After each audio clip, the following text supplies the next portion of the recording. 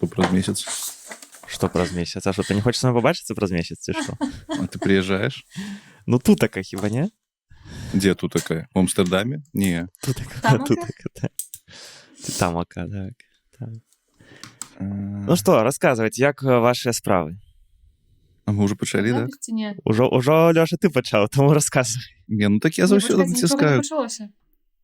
Не, ну я натискаю эту кнопку, думаю, что трэба вам неяк там вот в этом интерфейсе прибрать, каб вы не бачылі, што Так. Тады будуць усялякія інсайты, так сказаць. Цікавостачкі, так. Вельмі беларускае слово інсайт. Як справа, Эмілія? Ты выглядаеш больш живой, чым Лёша этой раніцы. Пачнем з цябе. Трэба сказаць, што мы записываемся 10, цяпер 40, а так. Не ўсім лёгка прачынацца ў такі час. Што, ўсё добра. Мы напярэдадні нашага вялікага свята ў замку, закрыцця сезона «Мова на нова». Запрашаць ужо нікога не будзем, таму што, хутчэй за ўсё, гэты выпуск выйдзе пасля імпрэзы. Таму, можна сказаць, у будучыню, калі вы былі на гэтай імпрэзе, проста напішыце, калі ласка, ў каментарах, як вам там было, як вам ночылася ў намётах. Спалася. Дазволілі, так, паставіць? Так, нам дазволілі паставіць намёты проста пад замкам, не дазволілі вогнішча, але не крытычна неяк перажывем і мусіць быць файна. Вось удзел пацвердзіў Владимир Прокопович Някляю, Андрэй Хаданович будзе, Лявон Вольскі і Саша Чарнуха прыедзе. Будзе класных шмат беларусаў. Ну, усе, конечно, усе мы класныя. Вось. І нават бурмістр лясніцы прыйдзе, дарэчы, прывітаць беларусаў. А каб вы разумелі, у лясніцы жыве па маіх падліках прыкладна 14 беларусаў. Я напісала вялікі ліст, я напісала так, як бы нас мала, але вось 3-й год я раблю гэтыя сустрэчы, і гэты год ён такі самы адметны, бо нас будзе многа. Было б класна, каб там пан Адам прыйшоў нас прывітаць. Мне 2 дні не адказвалі, потым патэлефанавалі з Ужонда, што так, ён прыйдзе. Я такая, клас, засталося сцяг павесіць на Ужондзе. Окей. Ты не ведаеш, як яго жонку завуць? Пана Адама? Так. А гэта што за пытанне такое? Ведаю, калі б была Ева, было б цікава. Окей. До нас, блин, классно. Я пришли. Ну, ладно. Я насамрэч заздрошчу. Такие у вас там люди, такие у вас там тема такая збіраецца классная, конечно, на ваше Тебе яшчэ ёсць 2 дні, каб набыць квіточки, паляцець. Так. Ну, все правда. Але у нас 20 чэрвеня, правильно? Так, 20-го, будзе купальня на паўночным моры. І у вас ёсць яшчэ больш часу, каб набыць квіточки, прыляцець. Вось. І у нас будзе Сяржук Доўгушаў, і у нас будуць класныя таксама нейкія мерапрыемствы. Мы будзем рабіць вянкі, таму будзе таксама добра. Асабліва, калі нам пашанціць з надвор'ем. Бо, напрыклад, сёння ідзе такі дождж, што я тут зачыняў усё, каб мне не сапсавала падкаст. Ось, таму... Ты просто думаеш, што гэта романтыка. Калі глядзець на дождж як на штосьці романтычна, на романтычную з'яву, тады ўсё не падаецца такім кепскім. Хаця я думаю, я сама ў суботу так думаць не буду, калі будзе вады, таму што кожны дзень таксама назіраю. 20-го мы наўрад ці прыедзем, бо 21-го Саша Філіпенка ва ўродстве. Разумею. У вас нон-стоп штосьці адбываецца, што таксама вельмі круто. Таму самалётаў не будзе, бо ўсе самалёты будуць занятыя да ўрослага. Так, все, мне трэба прачнуцца. Где мои жарты? Давайте. Добрый жарт. Просто мы не смяемся. Гэта мы публіка не самая, хотела сказать, падтрымліваючая, но не. Слухачы там ужо не могуць так смеюцца. Добра, Лёша, у тебя што, як справы? Не ведаю. Што у нас ёсць? Я не ведаю. Усё добра, усё файна. Пахадзіў па інтэрв'ю, парасказваў пра наш падкаст. О, так. Пасварыўся з людзьмі, каб спасылкі, своечасова ставілі. Так, Дзміцер? Своечасова спасылачкі пад выпускі на падкаст трэба ставіць. Дарэчы, і акрамя гэтага пра нас шмат хто пісаў апошнімі тыднямі, мы ж доўга не запісваліся 3 тыдні. І ў нас прыйшло даволі шмат падпісантаў новых падпісчыкаў. Таму хачу ўсіх павітаць. Дзяўчаты, ребяты, прывітанне. Вы слухаеце нас, а мы радыя, што вы з намі. Вось, неяк так. Так, слухай, круто. Я як не зайду ў YouTube... Так. Кажы. Гэта сярод журналістаў такое, яны вельмі актыўныя, праактыўныя, пакуль ты даходзіш на інтэрв'ю, пакуль трэба дамовіцца, пакуль вось ты важны госць, потым ты прыйшоў, запісаліся, і ўсё, ўжо там іншыя госці, іншыя справы, дадаваць спасылкі, нешта карэктаваць. Лёша ў трусах? Не, это шорты были, ты что? Так, глядите відеоверсію, кому цікаво. Ну, я хотел сказать, что апошнім часам сапраўды заходишь на YouTube, там толькі Лёша. Я тут... А Я неяк быў так супала. трошкі Неяк шоку, так супала. Мы ў розны момант здымалі інтэрв'ю пра штучны інтэлект, і яны ўсе неяк так атрымалася ў адзін момант павыходзілі. Вось. А Ну. наконт спасылак, ну, мы з Міцерам паразмаўлялі там у іх свае приколы. Але ну класна, што людзі прыходзяць, класна, што каментары новыя з'яўляюцца. Я рады, што... І кожны раз, калі прыходзіш, нават калі на гэта інтэрв'ю я прыходжу, мне відоўцы кажуць, блин, такі класны падкаст робіце.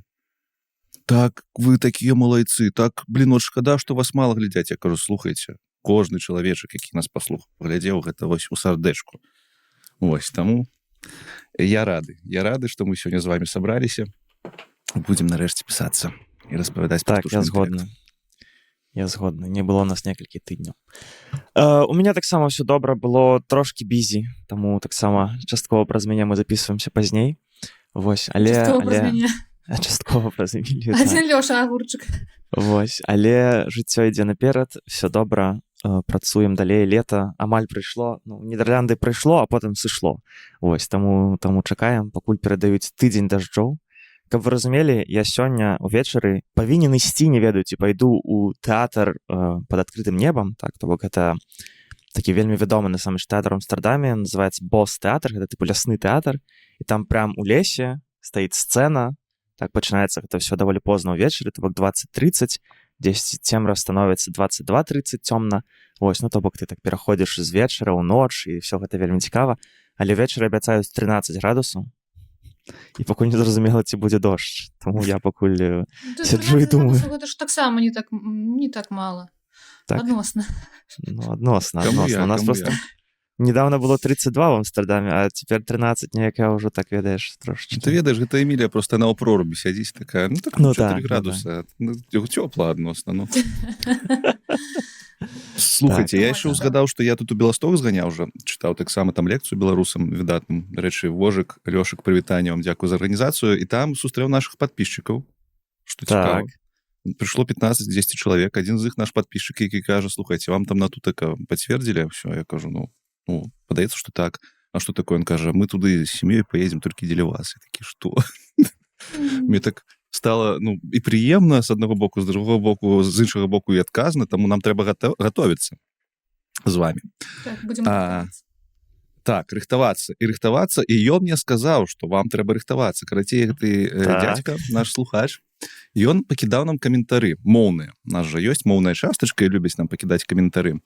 І гэты каментар YouTube не прапусціў, але мне вельмі спадабалася, што ён там пісаў, і трэба, мне пытаецца, цяпер абмеркаваць, каб я потым не забыўся. У мінулым Чаму выпуску... YouTube не прапусціў, цікава? YouTube часцяком не прапускае каментары, якія утрымліваюць хейт-спіч. То бок, як ты лаешся, то часцяком YouTube можа гэта не прапускаць. Вось, а ён пракаментаваў тое, што ў апошнім выпуску мы казалі лайной палкі, выраз такі. Ну, нібыта, ну, лайной палкі. Ну, все ведаем, што ёсць такое там у расійскай мове, і ён такі кажа, вось, менавіта праз гэта я вам хацеў напісаць, што ў беларускай мове ёсць арыгінальны выраз праз гаўно і трэскі. І ён мне там распавядаў, што, магчыма, нават расейцы забралі гэта да сябе, ці неяк яно да іх перайшло і стала вось гэта гаўной палкі. І потым мы ўжо зноў перанялі да сябе і кажам цяпер лайной палкі. Але вось крыніцы нашы прашчуры нашыя казалі. Гаўно і трэскі. Мне так спадабалася, я сёння буду часцяком гэта казаць. Дзякуй вялікі. Добра.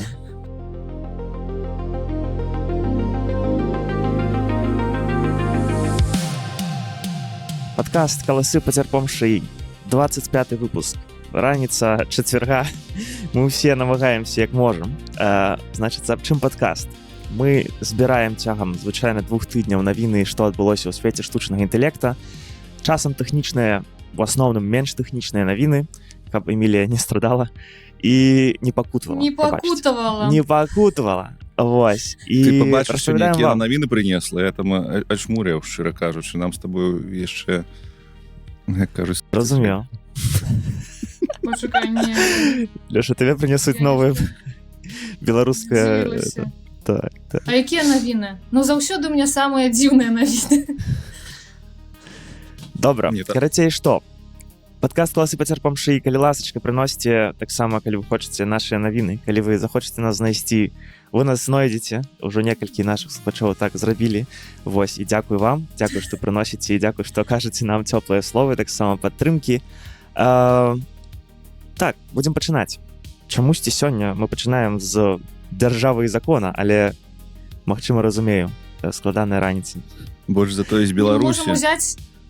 Мы можем прагарнуць сцэнар до конца, якая там старонка, не памятаю, і пачаць чытаць навіны проста з канца. Так, крэатыўнасць Эміліі сёння вось на такім узроўні. Як жарты Лёшы.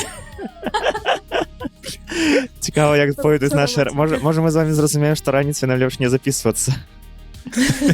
Это будзе таксама эксперымент, ведаеце, такі АБ-тест. Напішыце ў каментарах, ці мы адрозніваемся ранішнія ад вечарня-начных. Так, вечаровых. Добра, давайте пачынаць. Я пачну сёння. Сапраўды сёння цікава будзе некалькі навін пра Беларусь і ШАІ канкрэтна, але яны такія трошкі questionable, не ведаю, як это сказаць па-беларуску. Так сабе там ШАІ, але... З пытаннічкам. Так. Значыцца, навіна. У Беларусі з'явяцца ШАІ светлафоры. Ну, гучыць крута нікуды, так? ШАІ светлафоры, вау. Ну, ведаць, пафіксім все праблемы. Так, у Беларусі там шмат праблем з трафікам, так, там шмат хто карыстаецца машынамі і так далей. Усё пафіксім. Але праблема ў тым, што насамрэч тыя ШАІ светлафоры, якія яны называюць ШАІ, ну, яны проста датчыкі, якія будуць сачыць, колькі машын стаіць з якога боку, так, колькі машын чакае у чарзе, каб лепш кантраляваць трафік. Я не ведаю, наколькі тут можна... Ну, можна сказаць, што гэта ШАІ, бо хутчэй за ўсё гэта будзе нейкая computer vision, так, то бок камп'ютэрны ўзрок, які будзе проста глядзець на колькасць машын, так, ну і неяк дапамагаць пераключаць гэтыя фазы светлафораў, каб лепш прапускаць. Ці можна гэта назваць ШАІ у тым сэнсе, у якім мы зараз усе кажам пра ШАІ, так, што гэта LLM, так, гэта генератыўны штучны інтэлект, ну, хутчэй за ўсё не. То бок, мне падаецца, тут ввогуле можна нават справіцца і без нейронных сетак, можа праз нейкія проста датчыкі, якія будуць у асфальце сачыць, але, ну, не ведаю, што думаеце? Ёсць у вас нейкія думкі, ці нас падманваюць, ці яны проста вырашылі выкарыстаць? Зразумела. Зноў нейрасеткі называюць штучным інтэлектам, ну, што мы такога не бачылі.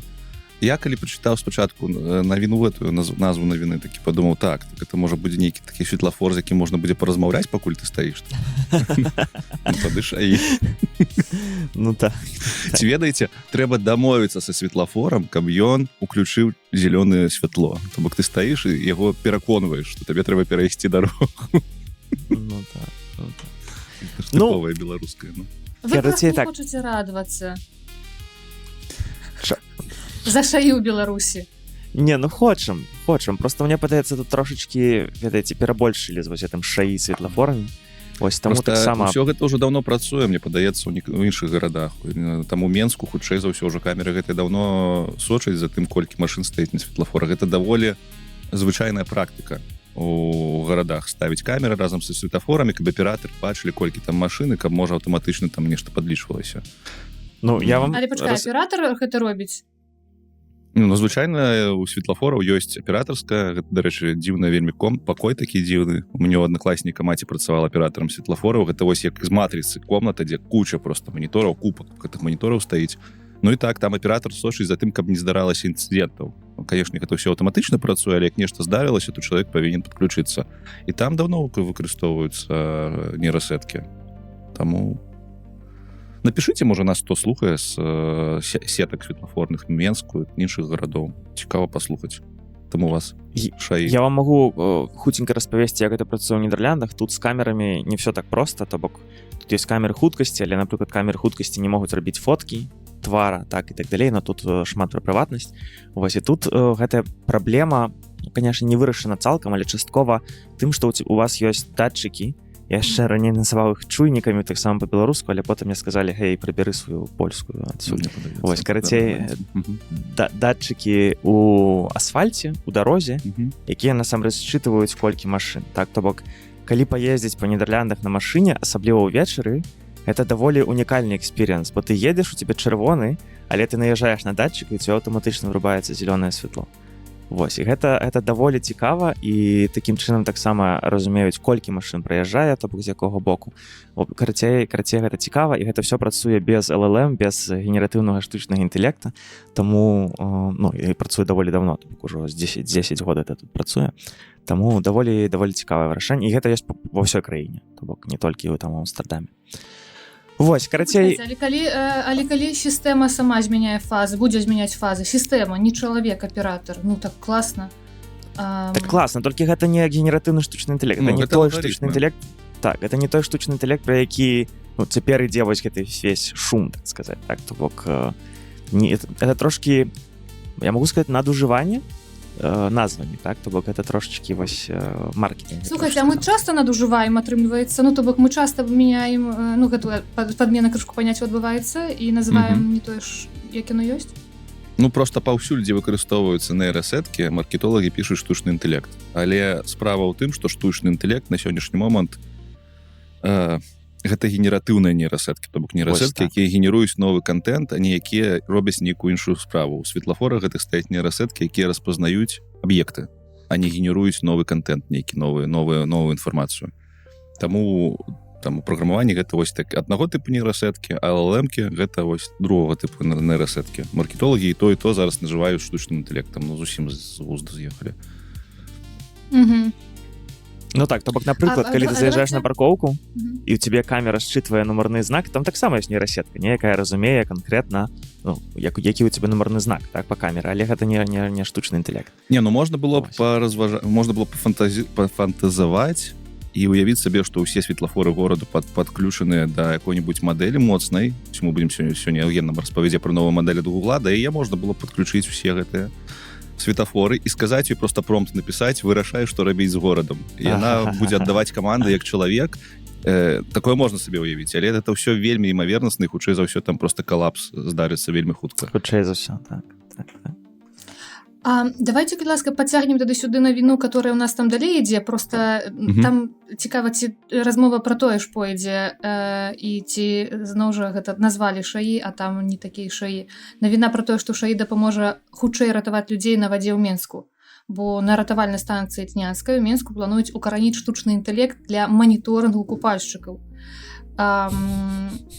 Яны будуць нібыта 3 месяцы распрацоўваць праграмнае забеспячэнне, напрацоўваць практыку, і сутнасць тэхналогіі ў тым, што шаі павінен аўтаматычна распазнаваць сігналы бедства ад купальшчыкаў, перадаваць іх на ратавальную станцыю, і тады ратавальнікі хутчэй рэагуюць. Выбралі Цнянскую, таму што там вельмі шмат людзей, звычайна у сезон гэта 8-10 тысяч чалавек, вядома, за ўсімі усіх не дапільнуеш, і таму вось нібыта будзе такая дапамога. І самае важнае, аналагаў такой сістэмы ў свеце пакуль няма. Ясна вам? Просто не шукаю. Ясна нам. Просто не могуць выехаць далёка, вось. Шкада. Візу доўга атрымліваць у Беларусі. То бок гэта тое ж самае, там, як гэта будзе працаваць тэхнічна? Мы ж не ведаем дакладна, як гэта будзе працаваць. Тэарэтычна магчыма сканаваць відэа штучным інтэлектам, які вось больш вялікі, але мне падаецца, што гэта просто вельмі дорага. І мне падаецца, што гэта будзе распазнаванне менавіта вось трошкі больш старымі алгарытмамі, але не ведаю дакладна. Я просто калі шчыра, Лёш, хвіліначку зараз, я калі гэта все чытаю, так, бо я ж таксама прынёс такую навіну, для мяне гэта ўвогуле все выглядае як нагода яшчэ больш камер паставіць у Беларусі. Дарэчы. І так ужо глядзіш, я гляджу некаторых блогераў, там, не ведаю, Утка Баевы, там, можа, глядзіць яго ці не, вось, і чалавек ходзіць, просто здымае турыстычны контент па Беларусі, так, і ты просто глядзіш, і камеры паўсюль ужо. Ну, пры мне такога не было. А тут ужо і пад вадой нас будуць пільнаваць. А тут так, тут ужо будуць пільнаваць, просто яшчэ больш камер будуць, як ведаць, як ужо ў Кітаі стаяць ужо на кожным, як гэта? Сталбе, не на сталбе. На кожным слупе, ну. Слупе, во.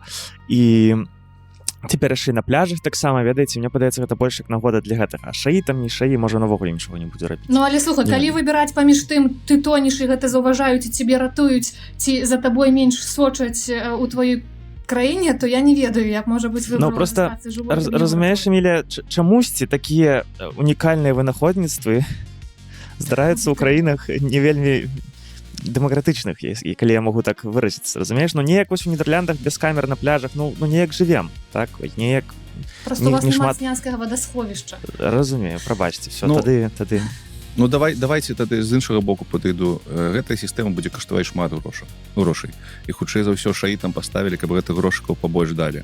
Дык вось чаму б гэтыя грошыкі не пусціць на тое, каб плаціць заробак нармальнаму спецыялісту, ратаўніку, які будзе там сядзець такі прыгожы і ўсіх ратаваць. Навошта вытрачаць шмат грошай? 80 тысяч чалавек, наколькі ратаўнікоў патрэбна? Добра. Зато у людзей праца будзе. У людзей будзе праца. Таксама, правда. Ну, адказваючы на пытанне, там хутчэй за ўсё так не шаі у нашым разуменні сучасна. Бо наш падкаст «Галасы пацярпом» генератыўнага шаі. Калі што. Хаця, зноў ж такі, можна было б там калоначку паставіць, якая, ведаеце, там камера пабачыла, што чалавек тоне, і з калонкі будзе шаі там крычаць: «Чалавек тоне, дапамажыце яму!» Штосьці такога кшталту. Ратуйце гэтага ў ружовым купальніку, так? Так. І будзе неяк матываваць, каб людзі гэта рабілі. Ну, это штучны інтэлект, он можа заматываваць, он пабачыць, што там жанчынка на пляжы, мужчынка, яна такая: ты, дзядзька, ты ж здаравенны кабан, ідзі, плыві, давай, штосьці такога кшталту. І ў выніку ўсе тонуць там. Абодва. Вось мы і вырашылі праблему Снянскага вадасховішча. Добра, давайте далей. Эмілія, так атрымалася, што ты наступная. Іспанія. Іспанію. Іспанія, добра. Іспанія рыхтуе, дарэчы, я кажу Іспанія заўсёды, а вы Іспанія, так? Я чамусьці кажу Іспанія. А як правільна? Барацьба класікі і наркамаўкі. Так. Нарматыўкі. Гэта хто як прывык, правільна і так, ну але я грашу сучасным правапісам, таму даруйце. Расейшчынай.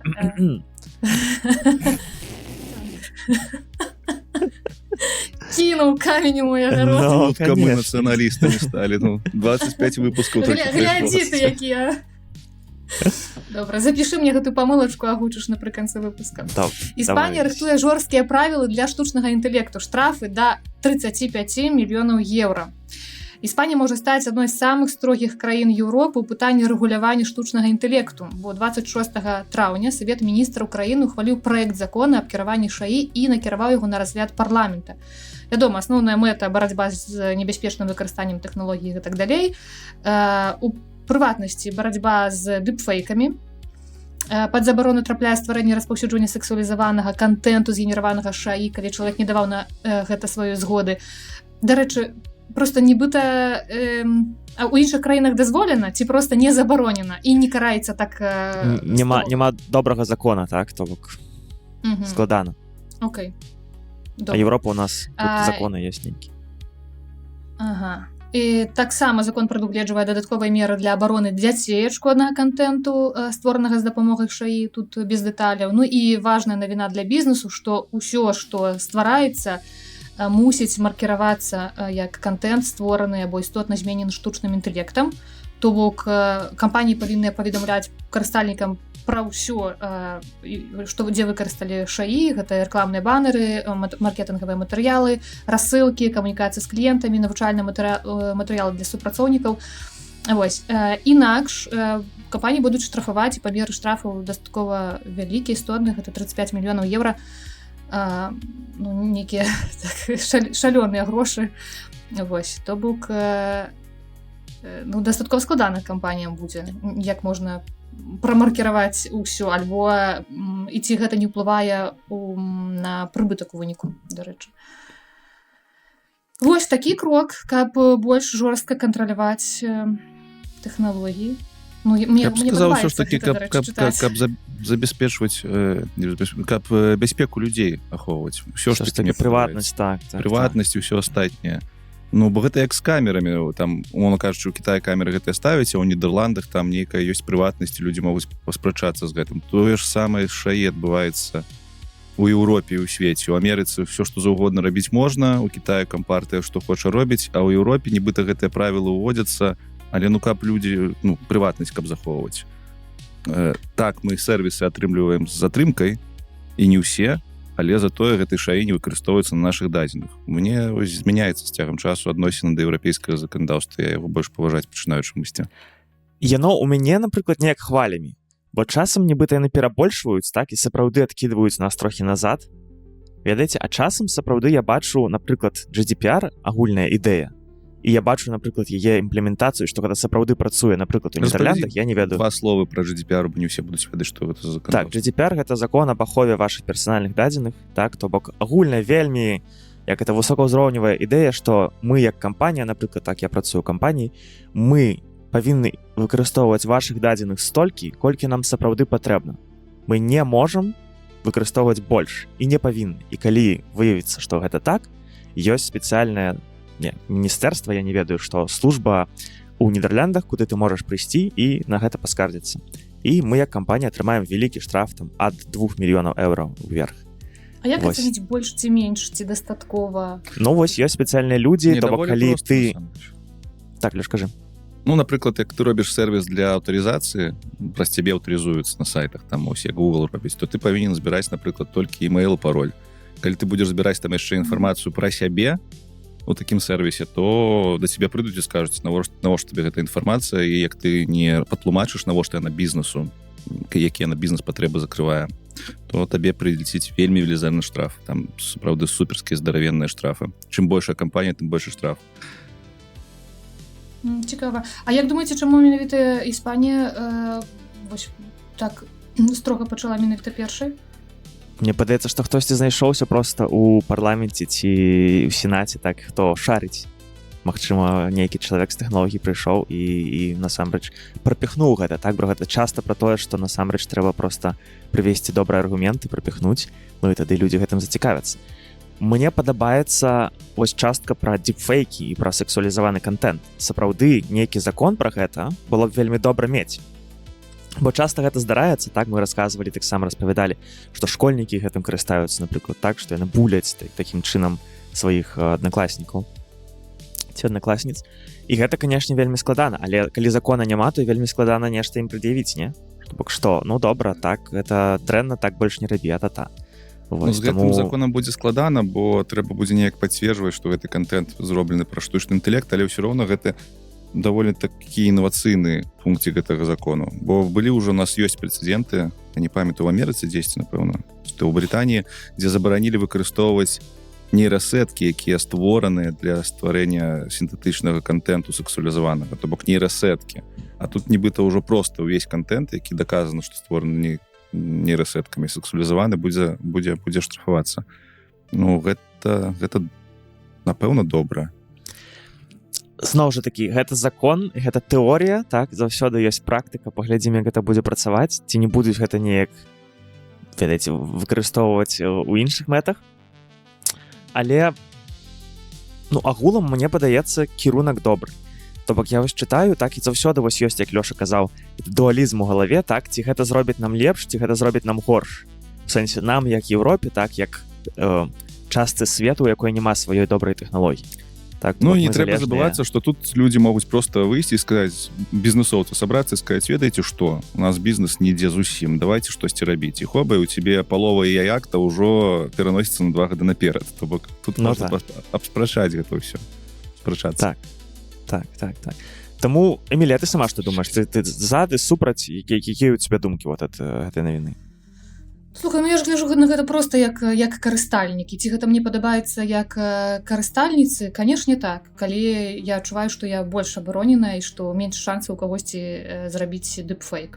Таму, калі б, можа быць, я мела бізнес, вялікую кампанію Іспаніі і шмат генеравала, і ў мяне на гэтым яшчэ была б завязана частка жыцця. Можа быць, я б думала па-іншаму. Моя карыстальніца, конечно, мне падабаецца. Мне падабаюцца ўсе законы, которые больш рэгулююць, которые неяк абараняюць і так далей. Можа быць, таму што я ў гэтым дрэнна разбіраюся, альбо прынамсі горш, чым вы. Не, ну я таксама за закон супраць дипфейкаў, правда? Просто, а давайте падумаем разам, можа у Лёшы ёсць ідэя нейкая, як кампаніі, вось, іх абавязалі маркіраваць контент, так? То бок, не ведаю, нейкая маркетынгавая кампанія, так, якая робіць вось маркетынгавыя кампаніі, яна генеруе, не ведаю, што, сайты ці штосьці яшчэ, так, ці нейкія малюнкі. І зараз яны павінны падпісваць, што гэта згенеравана праз шыі. яны праз гэта згубяць нейкія грошы ці аўтарытэт ці агулам пофіг будуць просто дапісваць дзесьці і ўсё на гэтым. Я не ведаю, у меня неяк няма адказу на гэта. Ну, слухайце. А ведаеце, а даследаванню не было? Ці мы, можа быць, абмяркоўвалі, ці не, ці трэба глянуць, напрыклад, як гэта ўплывае на пакупніка умоўна, альбо на карыстальніка паслугу, то бок калі ён бачыць, што выкарыстанне шаі і ці гэта выклікае давер ці наадварот. У мяне не, то бок я нават у Фейсбуку альбо дзесьці, калі бачу тэксты нават ад знаёмых, і я заўважаю, што тэкст створаны з шаі, і гэты тэкст вялікі, я не трачу на гэта час увогуле, таму што мне непрыемна гэта чытаць. І гэта доўгія працяжнікі, і як ён проста выпраўлены штучным інтэлектам? То бок чалавек напісаў, потом выправіў пра штучны інтэлект. Памылкі. Што абараняеш, таму што дадаў працяжнікі. Ну так. Калі ён выправіў, то ўсё роўна мы звычайна бачым, што гэта чалавекам напісаны тэкст, а калі гэта істотна зменена, ну то я не проста так спытаў, бо глядзі, а ў гэтым выпадку гэтага закону і на першым варыянце, пра які ты распавядала, і на маім варыянце будзе маркіроўка створана з дапамогай штучнага інтэлекту. І ты як карыстальніца, ты як пабачыш гэту маркіроўку, ты адразу скажаш, да аднаго месца гэты контент, бо мне не падабаецца. То бок карыстальнікі, якія выкарыстоўваюць штучны інтэлект проста для дапамогі, як там выпраўленне памылак, не ведаю, ідэі генерацыя, то яны проста будуць аўтаматычна маркіравацца як неякасны контент для шматлікіх карыстальнікаў. Мне падаецца, у гэтым праблемка. Але глядзі, трэба, напэўна, таксама вызначыць, у якой ступені. Ну, то бок, калі ты проста табе выправілі працяжнікі і зрабілі іх класічнымі правільнымі, то як бы гэта адно. А калі там нейкі істотны ўплыў на тэксты і на рэдагаванне, ну гэта іншае. Таму вось дзе гэтая мяжа. Але звычайна мы ж бачым, калі тэкст напісаны шаі. Ну так, калі згенераваны цалкам. Асабліва, калі людзі пішуць допісы, гэта людзі, которые займаюцца грамадскімі справамі нейкімі, і яны генеруюць гэтыя карцінкі. Мне проста злуе, вельмі моцна гэта злуе. Тут можна заіграцца крышачку. Я зараз скажу пра што. У нас у другога чаціка, у другога падкаста у нас ёсць чацік буйны, падкаст на Вайбе называецца фан-чацік. І у нас туды часцяком залетаюць цікавыя людзі, і апошнія гады туды прыходзяць людзі, якія перапісваюцца, нібыта гэта боты, нібыта хтосьці зрабіў бота штучна-інтэлектуальнага, ён прыйшоў, просто нейкую абздуру піша. Такое здараецца. І раней было вельмі проста гэтых людзей там ботаў дакладней гэтых адрозніць, а ось паўгады таму здарыўся выпадак, што проста прыйшла жанчына, пачала з намі камунікаваць, дня 4 камунікавала, мы за ёй сачылі, выглядала, што гэта цалкам нейкі бот, просто ён яшчэ там з аператарам можа быць, то бок чалавек яшчэ дапамагае гэта пісаць, але карацей, я забаніў гэтую жанчыну, таму што гэта бот. Не можа чалавек так камунікаваць, там вельмі все было для мяне зразумела. У выніку аказалася, што гэта проста жанчынка з крышачку псіхікай павернутай на фоне таго, што яна алкаголем злоўжывала. Але мне стала пасля таго, як я даведаўся, гэта амаль што ўсё праўда, мне стала непрыемна за сябе. Я чалавека палічыў шаішкай, хаця гэта чалавек быў. Таму вось гэта, калі я бачу контент і думаю, што гэта 100% штучны інтэлект, апошнімі месяцамі я ўсё ж таки сябе спыняю і такі, а якая мне розніца? Як мне гэты контент прынёс карысць, то мне няма розніцы, гэта шаі ці не шаі. Як гэты контент мне не спадабаўся, я таксама не буду казаць, гэта 100% шаі, таму што гэта мог быць і чалавек. А я не хочу пакрыўдзіць чалавека. А як ты даведаўся, што є алкагольная залежнасць, як вы далей высветлілі? Ой, гэта доўгая гісторыя. Гэта праўда, так? Гэта на 99% праўда. Мы камунікавалі ў прыватных паведамленнях з ёю, я з ёю камунікаваў, іншыя адміністратары з ёю камунікавалі, потым яна яшчэ павярталася 5 разоў у гэты чат. Гісторыя ў тым, што жанчына гэта ўсё роўна не ў чаце, таму што яна псіхалагічна не стабільная, вельмі нестабільная, ёй не трэба ў такіх чатах сидзець. Але там увесь чат 4 дні, пакуль яна знаходзілася, просто пісаў, што гэта бот, ці гэта штосьці збуд. Карацей, там адчуванне было сапраўды, што гэта чат GPT к чату падключылі. Вось.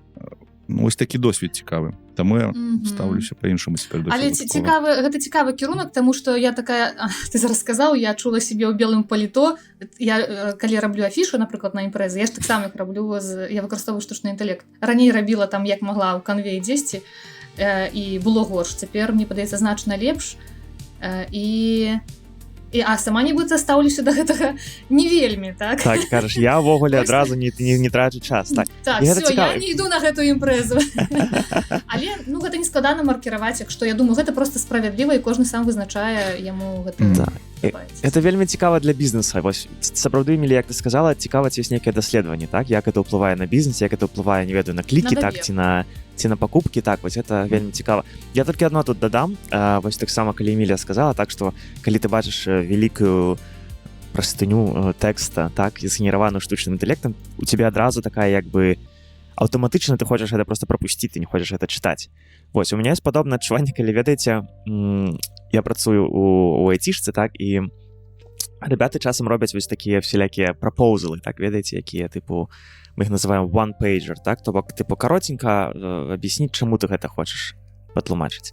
Вось, і часам я адкрываю гэты one-pager, і там просто такі AI-слоп, прабачце мяне, мае калегі, калі вы раптам мяне зараз слухаеце.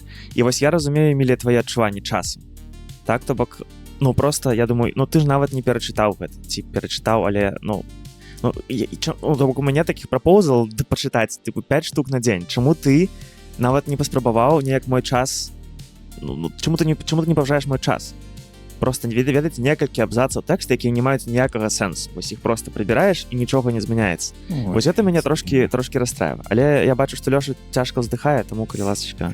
Просто гэта гісторыя разумення, дзе шэя, дзе не шэя, яна яшчэ і маркетынгавая зараз раздуваецца. У нас сёння магла з'явіцца навіна, дзе там была навіна про тое, што нібыта на вельмі класнай літаратурнай прэміі 2 з 5 прац, якія перамаглі, гэта напісана шаі. І там разнеслі гэтую навіну па ўсім.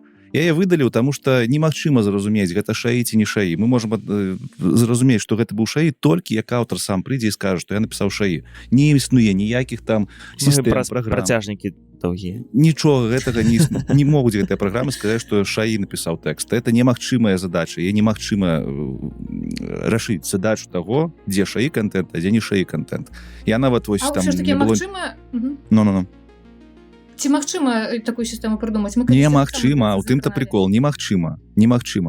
З пункту гледжання навукі ўсяго ніяк, зусім ніяк. Як толькі штосьці з'явіцца больш-менш падобнае, хуценька гэтыя сістэмы будуць абыходзіцца. Просто ў шаі напішуць, вось абыходзь канкрэтна гэтую сістэму. Вось яна, паглядзі, што яна там, якія прызнакі, прыкметы яна выкарыстоўвае, абыходзь. Немагчыма. Таму ўсе гэтыя навіны, што там шаі ў кіно, яшчэ дзесьці, яны, абздурныя. Яны могуць пацвярджацца толькі тады, калі аўтар сам прыйшоў, сказаў, так, тут быў шаі. І яшчэ, калі ласачка паказаў сведкі, што там быў шаі. Бо я не выключаю нейкія будучыні, аўтары будуць прыходзіць і казаць, мы выкарыстоўвалі шаі, бо можа быць, гэта ўжо будзе кампліментам, не як мы зараз абмярковаем. Лёша, нічога сабе у тебе допісы, нібыта шаі напісаў. Ты такі, да я надта разумны, напэўна, раз без памылачак, так класна пішу, як шаі. Але я жартую, канешне, пакуль што. Окей, добра, давайте не будзем глыбей ісці туды. Мне падаецца цікавая тэма агулам на абмеркаваць. Мы таксама запрашаем нашых слухачоў, слухачак пракаментаваць і падзяліцца, што вы думаеце на гэты конт. Вось агулам пра ідэю Гішпаніі, так, ці гэта ўплывае на бізнес, але таксама і пра іншыя топікі, якія мы тут закранулі. А мы пакуль ідзем далей. Больш на ўсход. Ага, зусім на ўсход, скажем так, да нашага другога полюсу, нашага шаі свету. Хуткая навіна, але такая паказальная навіна. У Кітаі, як вы не ведаеце, ёсць такая штука, там абмяжоўваюць людзей ад міжнародных вандровак. Як ты кіраўнік нейкай кампаніі, якая датычыцца да дзяржаўнага сектара, ці як ты чыноўнік, то табе трэба хадзіць і прасіць у компартыі дазвол на тое, каб паехаць за мяжу. Так, гэта зроблена... Як было ў Савецкім Саюзе. Так. Зразумела, чого зроблена, не хочуць кітайцы аддаваць свае сакрэты ў знешні свет, компартыя гэта можа рэгуляваць. І вось гэтыя правілы цяпер распастраняюцца і на прыватныя кампаніі, у тым ліку на кампаніі Alibaba, DeepSeek, там, напэўна, яшчэ будзе Baidu і Tencent.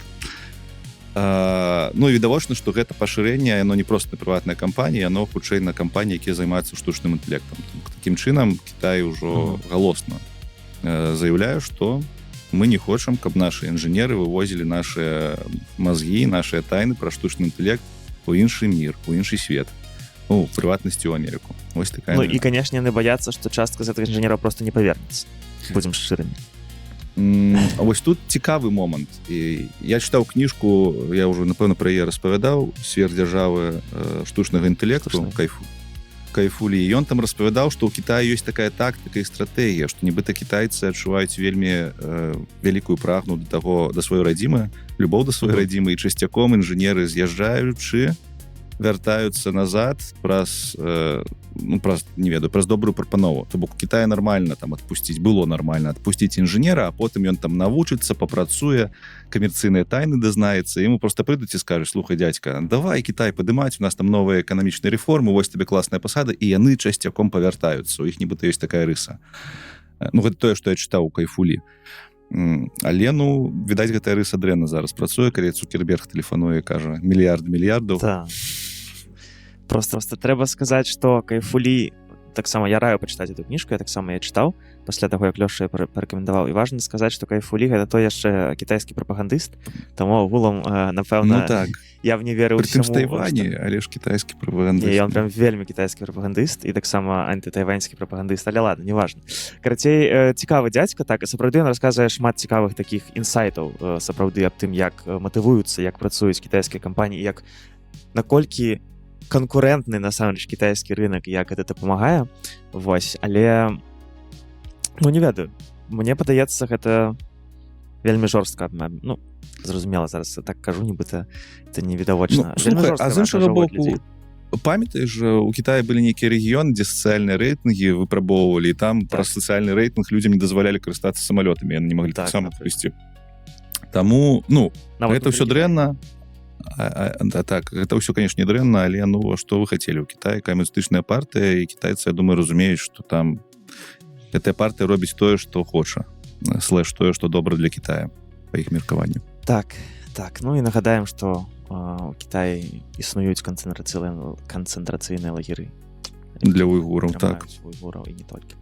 Добра, наступная навіна. Мы ўсё яшчэ з вамі ў рубрыцы «Дзяржава і закон» бачыце шмат чаго, ці не так, ўсё больш гэта адбываецца на ўзроўні дзяржавы. Так, мы ўсё менш распавядаем. Мы не пачалі сёння з OpenAI, ці мы не пачалі сёння з антропік, так, мы пачалі рэальна з таго, што вось у дзяржавах такія законы, такія вось абмяжоўваюць, вось нават фэйкавалі называюць там шыі светлафоры, так, то бок наступная навіна таксама беларуская, і гучыць яна так: беларускія вайскоўцы укараняюць шыі сістэмы ў радыёэлектроннай барацьбе.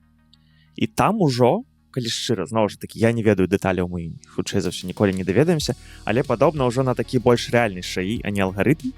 То бок, якая ідэя? Яны хочуць умець глушыць беспілотнікі, але не глушыць сваіх. Цікава, так? То бок, зноў ж такі, мы не ведаем, якая мадэль, так? Мы не ведаем, ці сапраўды гэта не проста, ведаць, маркетынг ці нешта яшчэ, але мы бачым так, што беларускія вайскоўцы, прынамсі, думаюць пра шаі, так, беларускія дарожнікі думаюць пра шаі, так, беларуская дзяржава агулам, яна ведае пра шаі, так, і спрабуе, прынамсі, выкарыстоўваць гэты маркетынг, каб вось паказваць, што яны сучасныя. І гэта цікава, то бок гэта маркер сучаснасці такіх вось дзяржаўных штук. Хаця падавалася б, ніхто ад іх гэтага не патрабуе. Няма такого, што мы чакаем шаі светлафоры, так? Але... Ну, я думаю, дзяржава патрабуе, ну, не проста ж так яны там вытрачаюць гэты час, каб ўсё гэта убудоўваць у свае пайплайны працы, у свае шляхі працы. Ну так, але цікава, як гэта ідзе, то бок, ну, я разумею, што... Ну як? Гэта вайскоўцы. Так, то бок хтосьці проста пачуў, што гэта модна, ці... можа, кітайцы прыехалі, распавялі, што вось у нас ужо робасабакі бегаюць там з аўтаматамі і неяк зацікавілі. Ну, глядзі, у нас жа ёсць такая мулька, што беларуская армія самая лепшая армія ў свеце, так? Нас так кажуць. Так. Каб яна была самая лепшая на сённяшні момант, яна павінна выкарыстоўваць штучны інтэлект. Гэта адна з прыкмет лепшай арміі ў свеце. З іншага боку, беларуская армія, яна даволі такая вялікая наследніца, напэўна, напішыце, дарэчы, як будзе наследніца, Эмілія не пачуе, я цяпер няма. Вось наследніца савецкай арміі. Савецкая армія была не вельмі... Яна яна была вельмі надзейная тэхнічнае забеспячэнне, там быў вялікі пунктик на надзейнасці. Гэта значыцца, што тэхналогіі там не на першым месцы. Як у США там на вінтоўках у людзей стаяць нейкія прыцэлы, яшчэ штосьці тэхналагічна, гэта ўсё класна выглядае ў кіно, але на самой справе патрэбна надзейнасці. Таму я просто памятаю, як у Беларусі гэта было. Калі у цябе там у аператара камп'ютар у арміі, то гэта незвычайны лэптоп, ці які-нибудь там заабаронены лэптоп амерыканскі. Гэта, хутчэй за ўсё, якая-нибудь напрацоўка гадоў 30 таму, першыя гэтыя лэптопы, якія важаць па 30 кілаграм, таму што яны павінны быць цалкам зразумелыя, хто іх рабіў. Яны павінны там вытрымліваць электрамагнітныя гэтыя імпульсы, якія могуць іх выключыць. І там шмат усялякіх пытанняў, якія патрэбныя, за якім патрэбна сачыць, і таму у цябе тэхніка, яна не сучасная. Гэта пра што? Гэта пра тое, што армія, звычайна беларуская армія, не імкнецца за тэхналогіі, яна імкнецца за вось гэтай стабільнасцю і надзейнасцю. ШАІ гэта не стабільная і надзейная тэхналогія. Таму я раблю высновы, што гэта не праз нейкія там пажаданні ўнутры арміі. Гэта праз приказ зверху, што трэба. Вельмі цікава, адкуль яно ідзе. Ну, сапраўды. А цяпер яшчэ уяві, што гэта сістэма вырашэння. Яны ў гэты ШАІ хочуць выкарыстоўваць для аператараў, так, каб разгрузіць іх когнітыўную нагрузку. Так. Я цалкам ок з такім падыходам, калі гэта прафесійная армія, калі кожны аператар там ведае, што ён робіць, і ён адказны, і вось ён там атрымлівае нармальны заробак за гэта, і ён там, ён ведае, што ён потым стане ветэранам, што яго забяспечанае жыццё. Гэта я зараз там прывожу там у Амерыцы прыклад такі. Там людзі ідуць на кантрактную армію, яны ведаюць, што будуць рабіць, яны хочуць гэта рабіць, у іх ёсць адпаведна адказнасць, і карацей яны фігнёй не страдаюць. Я памятаю нашу армію, калі я быў там на зборах, не на зборах, на военнай кафедры, мы ж там камунікавалі і з аператарамі ў тым ліку. Гэтыя людзі там працуюць не таму, што там так класна, таму што яны крутыя спецыялісты. Асабліва чувакі, якія працуюць з рэпамі. У іх праца такая, што ты суткамі сядзіш, там нешта налажваеш, антэны гэтыя маніторыш, яны там могуць і выпіць, хернёй пастрадаць. І вось такім людзям, калі дадуць ШАІ ў рукі, я раблю ставачку на то, што яны будуць злоўжываць гэта. Такія, гэтая сістэма можа штосьці вырашыць, сэканомлю часу, давай там кнопку Enter, каб на ўсё адказваць так. Зажму просто кніжачкай, а сам пайду чарговую, не ведаю, бутэлечку закіну у сябе.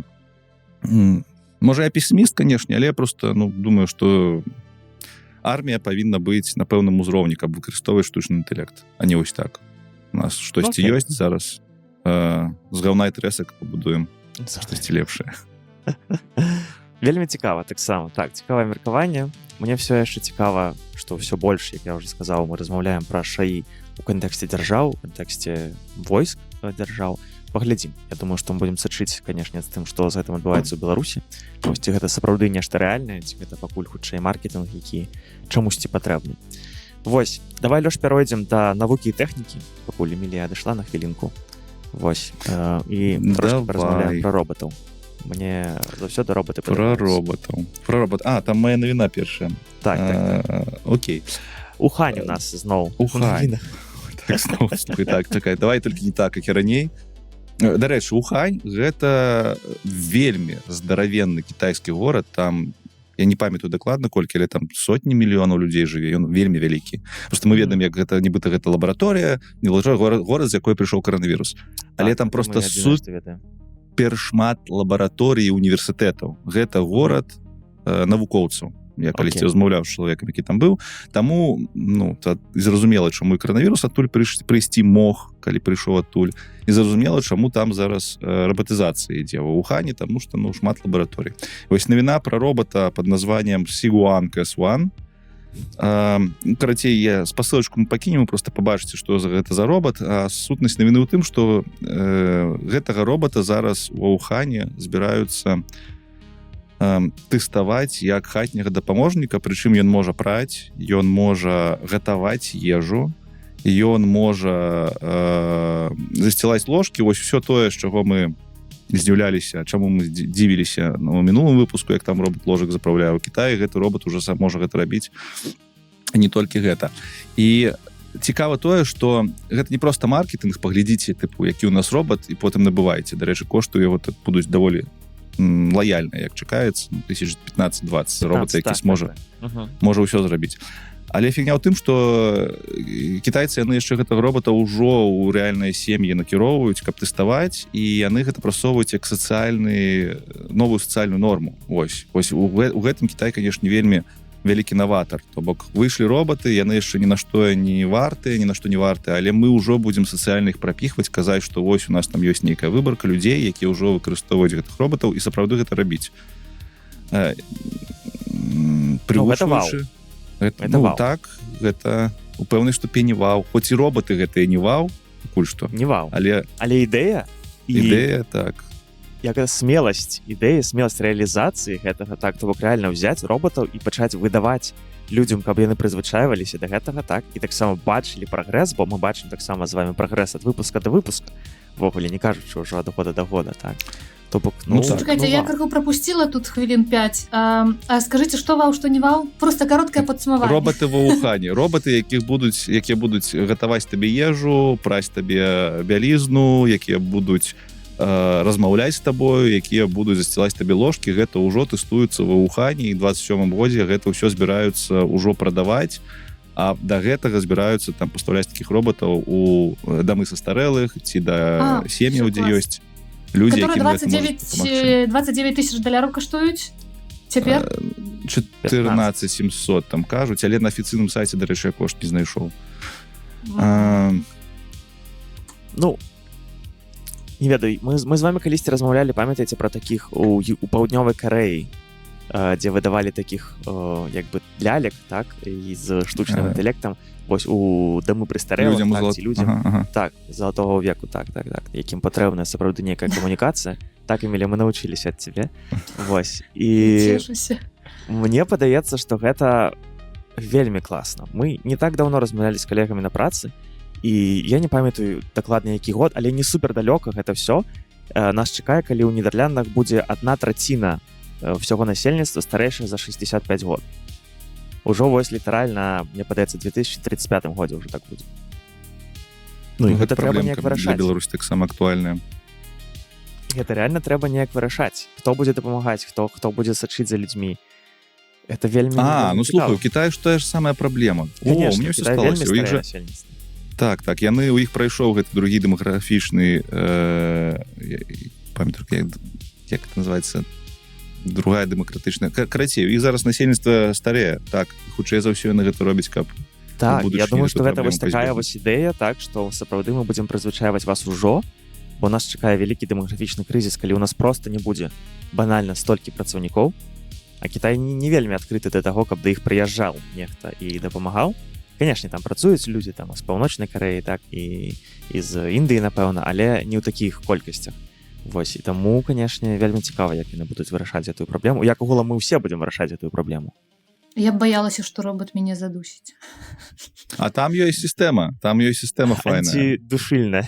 Не, механізм кампіляванага кіравання, і там написано, што гэта працуе так, як толькі кантакт з чалавекам дабываецца ці з жывёлай, вось фізычны кантакт, робот просто цепенее. То бок ён бярэ цябе і цепенее вось так за шыю, і ўсё. Не ведаю слова. Мне гэта, конечно... Это про які контекст? Это механізм обороны. Ну, ты кажаш, баішся, што робот тебе задушыць, а я кажу, што ён просто спыніцца, як толькі да тебе дакранецца. Ладно, гэта падобна механізм, як у цыркулярных пілаў, ведаеце, там гэта відосы, дзе сасіску, кіўбаску нейкую кідаюць на цыркулярную пілу, якая круціцца, яна адразу спыняецца, і сасісачка такая цэлая, і ты такі, ну, гэта класна, канешне, але пальцы я ўсё роўна тут не буду суваць. Ну так, ёсць такое. Карацей, все яшчэ, як бы мы не ставіліся да Кітая, назіраць за гэтым звонку вельмі цікава. Я часам бачу нейкія, мне там дасылаюць нейкія кароткія відэа, так, і ты глядзіш, і ты ў шоку. Ну, то бок там ёсць, ведаеце, вось гэтыя машыны ўжо, там, так, ці таксі, аўтаматычны, так, ёсць таксама ў ЗША, але, ну, гэта все выглядае трошкі па-іншаму, і Кітай нібыта ідзе трошкі іншым шляхом тут, і вельмі, вельмі цікава, як гэта пойдзе далей. Ой, про Китай можно асобны падкаст пісаць, каб мы там жылі, мне падаецца. І не адзін. Добра, што мы там не жывем. А то вас бывае адтуль ввогуле не выпусцілі, дарэчы. Ну, мы такія прыгожанькія. Такія прыгожанькія. Слухай, давай повернемся да яшчэ ад этой навіны, якая пра дзяржавы закон была. Ну, Эмілія просто адыходзіла, хто нас слухае, у яе там адна навіна засталася, мне просто падаецца, она вельмі пасуе да беларускага кантэксту, прабачце. О, так, я таксама пра яго думала, тому што навіна пра тое, што вось з'явіўся стартап, называецца Сенсей, і ён займаецца стварэннем лічбавых копій людзей, якія кіруюць востравам. То бок вось цэлы гэты кіраўнічы апарат складаецца з шаі копій памерлых кіраўнікоў. Так, ці гэта не фейк? Давайте адразу з вами, бо у нас ужо неяк быў востраў, якім кіруюць Не, гэта не фейк. Окей, добра. Але ты справіш. Так, там інтэрв'ю нібыта рэальнае. Гэта прыдумаў Дэн Томпсон, ён вырашыў увасобіць надзвычай смелую ідэю, абвясціў пра стварэнне так званай суверэннай мікранацыі пад назвай востраў Сенсей. Гэта тэрыторыя, трапічны востраў плошчай 3,5 квадратныя кіламетры на захадзе філіппінскага архіпелага. І там усім кіруюць шаі двайнікі гістарычных асобаў. На пасаду прэзідэнта прызначылі лічбавую копію Марка Аўрэлія, прэм'ер-міністрам стаў шаі двайнік Уінстана Чэрчыля, за адукацыю адказвае віртуальны Канфуцый, а культуру курыруе ніхто іншы, як Леонардо да Вінчы. І кожны міністр, гэта памерла гістарычная асоба, ажыўленая з дапамогай нейрасетак. Цікава, што конечно, ніхто не прызнаў пакуль што гэты праект, ніводная дзяржава, але больш за 15 000 чалавек ужо падалі заяўкі на электроннае рэзідэнцтва. Людзі так стаміліся ад сваіх рэальных кіраўнікоў. І я, конечно, думала таксама пра Беларусь. Я думала, калі мы беларусаў. У нас было б значна больш, мне падаецца. Але цікава, калі мы б абіралі сабе такіх шаі двайнікоў, то хто б гэта мог быць? Я нават спытала ў чата GPT, каб ён прапанаваў. Ён прапанаваў. Адзінае, прыкра, што там, конечно, усе мужчыны былі. Я праз гэта зем яшчэ пасварылася. Але было цікава. Дарэчы, так вось, пытанне. Калі б мы абіралі розных міністраў, прэзідэнтаў, то якіх гістарычных асобаў вы пабралі? Эмілія Гаўрус. У прэзідэнткі. Паўсюль, так. Ну, я яшчэ жывая. Але калі я памру раней за цябе, то да, зможаш. Жорстка. Конечно, складана. Я не рыхтаваўся да такіх пытанняў сёння, таму, конечно, прыходзіць да галавы нейкі Шушкевіч там, так, але... Але Шушкевіч жа не хацеў. Ну тут і не трэба пытаць, гэта ж шаі, так. Тут уже захоча, правильно? Захоча сам. Захоча. Мне чамусь таксама Шушкевіч адразу ў галаву прыйшоў. Але... Я б, напэўна, там больш бы ішоў у бок людзей, якія больш цікавяцца беларускасцю менавіта, так, то бок мне менш цікава, напрыклад, не ведаю, людзі, якія дапамогуць краіне асягнуць нейкіх эканамічных паказнікаў там на 2 гады хутчэй, мне больш цікава там, напрыклад, беларуская частка нейкага, ну, чалавека канкрэтна, так, то бок. Але, канешне, таксама я не быў бы супраць агулам проста прафесіянальных, не ведаю, палітыкаў ці эканамістаў, сапраўды людзей, якія, ведаеце, на гэта вучыліся і якія ў гэтым вельмі добра разбіраюцца, то бок такіх, ну так, сапраўды проста прафесіяналаў, можа менш палітычных, ведаеце, а проста вось як чалавек, які добра, нам трэба асягнуць вось гэта, я ведаю, якія інструменты трэба выкарыстаць, і ўсё, вось. Але канкрэтных прозвішчаў, я думаю, што я зараз не назову, мне трэба было падрыхтавацца. Я магу вам сказаць, што чат GPT прапанаваў. Конечно, давай. Прэзідэнт Кастусь Каліноўскі. Так. Прэм'ер-міністр Вацлаў Ластоўскі. Так, міністр адукацыі Францыск Скарына. Міністр культуры Янка Купала або Якуб Колас. Міністр замежных спраў Леў Сапега. Міністр юстыцыі таксама Леў Сапега. Міністр навукі і тэхналогій Барыс Кіт, дарэчы, Лёша. Гэта прымаем. Усіх астатніх не прымаюць. Ну, з Коласам, з Купалам таксама можна яшчэ нормальна. Справа ў тым, што гэтыя, у мяне такая думка, па-першае, шмат з гэтых, некаторыя з гэтых людзей яны б не змаглі працаваць у цяперашні момант, у сэнсе, каб мы на Францыска Скарыну натрэніравалі нейрасетку, хоць гэта і не магчыма, але ўсё ж такі, то што ён бы нам рабіў тут? Ён не валодаў выдрукаваў бы першы. Адну, так? Ну, то бок, асоба Францыска Скарыны не адпавядае цяперашнім нашым пажаданням. Потым Кастусь Каліноўскі як лідар. Гэта зразумела перакос у той бок, што беларускія лідары, яны заўсёды былі, большая частка была пра супраціў, пра адражэнне. А ўсё ж такі, напэўна, мы размаўляем пра Беларусь будучыні, дзе нам патрэбны будзе добры палітык, каб што рабіць, каб налажваць адносіны з нашымі суседзямі, быць добрай краінай. І нібыта з гэтага пункту гледжання у нас проста гістарычна не было часу, каб такія людзі з'явіліся, бо ўсе кіраўнікі былі на суперак. Ты вельмі практычна падышоў, гэта вельмі ведаеш такі... як быццам бы там за адукацыю адказвае віртуальны Канфуцый, як быццам бы Канфуцый вельмі... А я не кажу, што гэта добрая сістэма. Мне гэта навіна спужала. Мы кажам, што ты гаўно, Эмілія. І трэскі. І трэскі, да. Трэскі.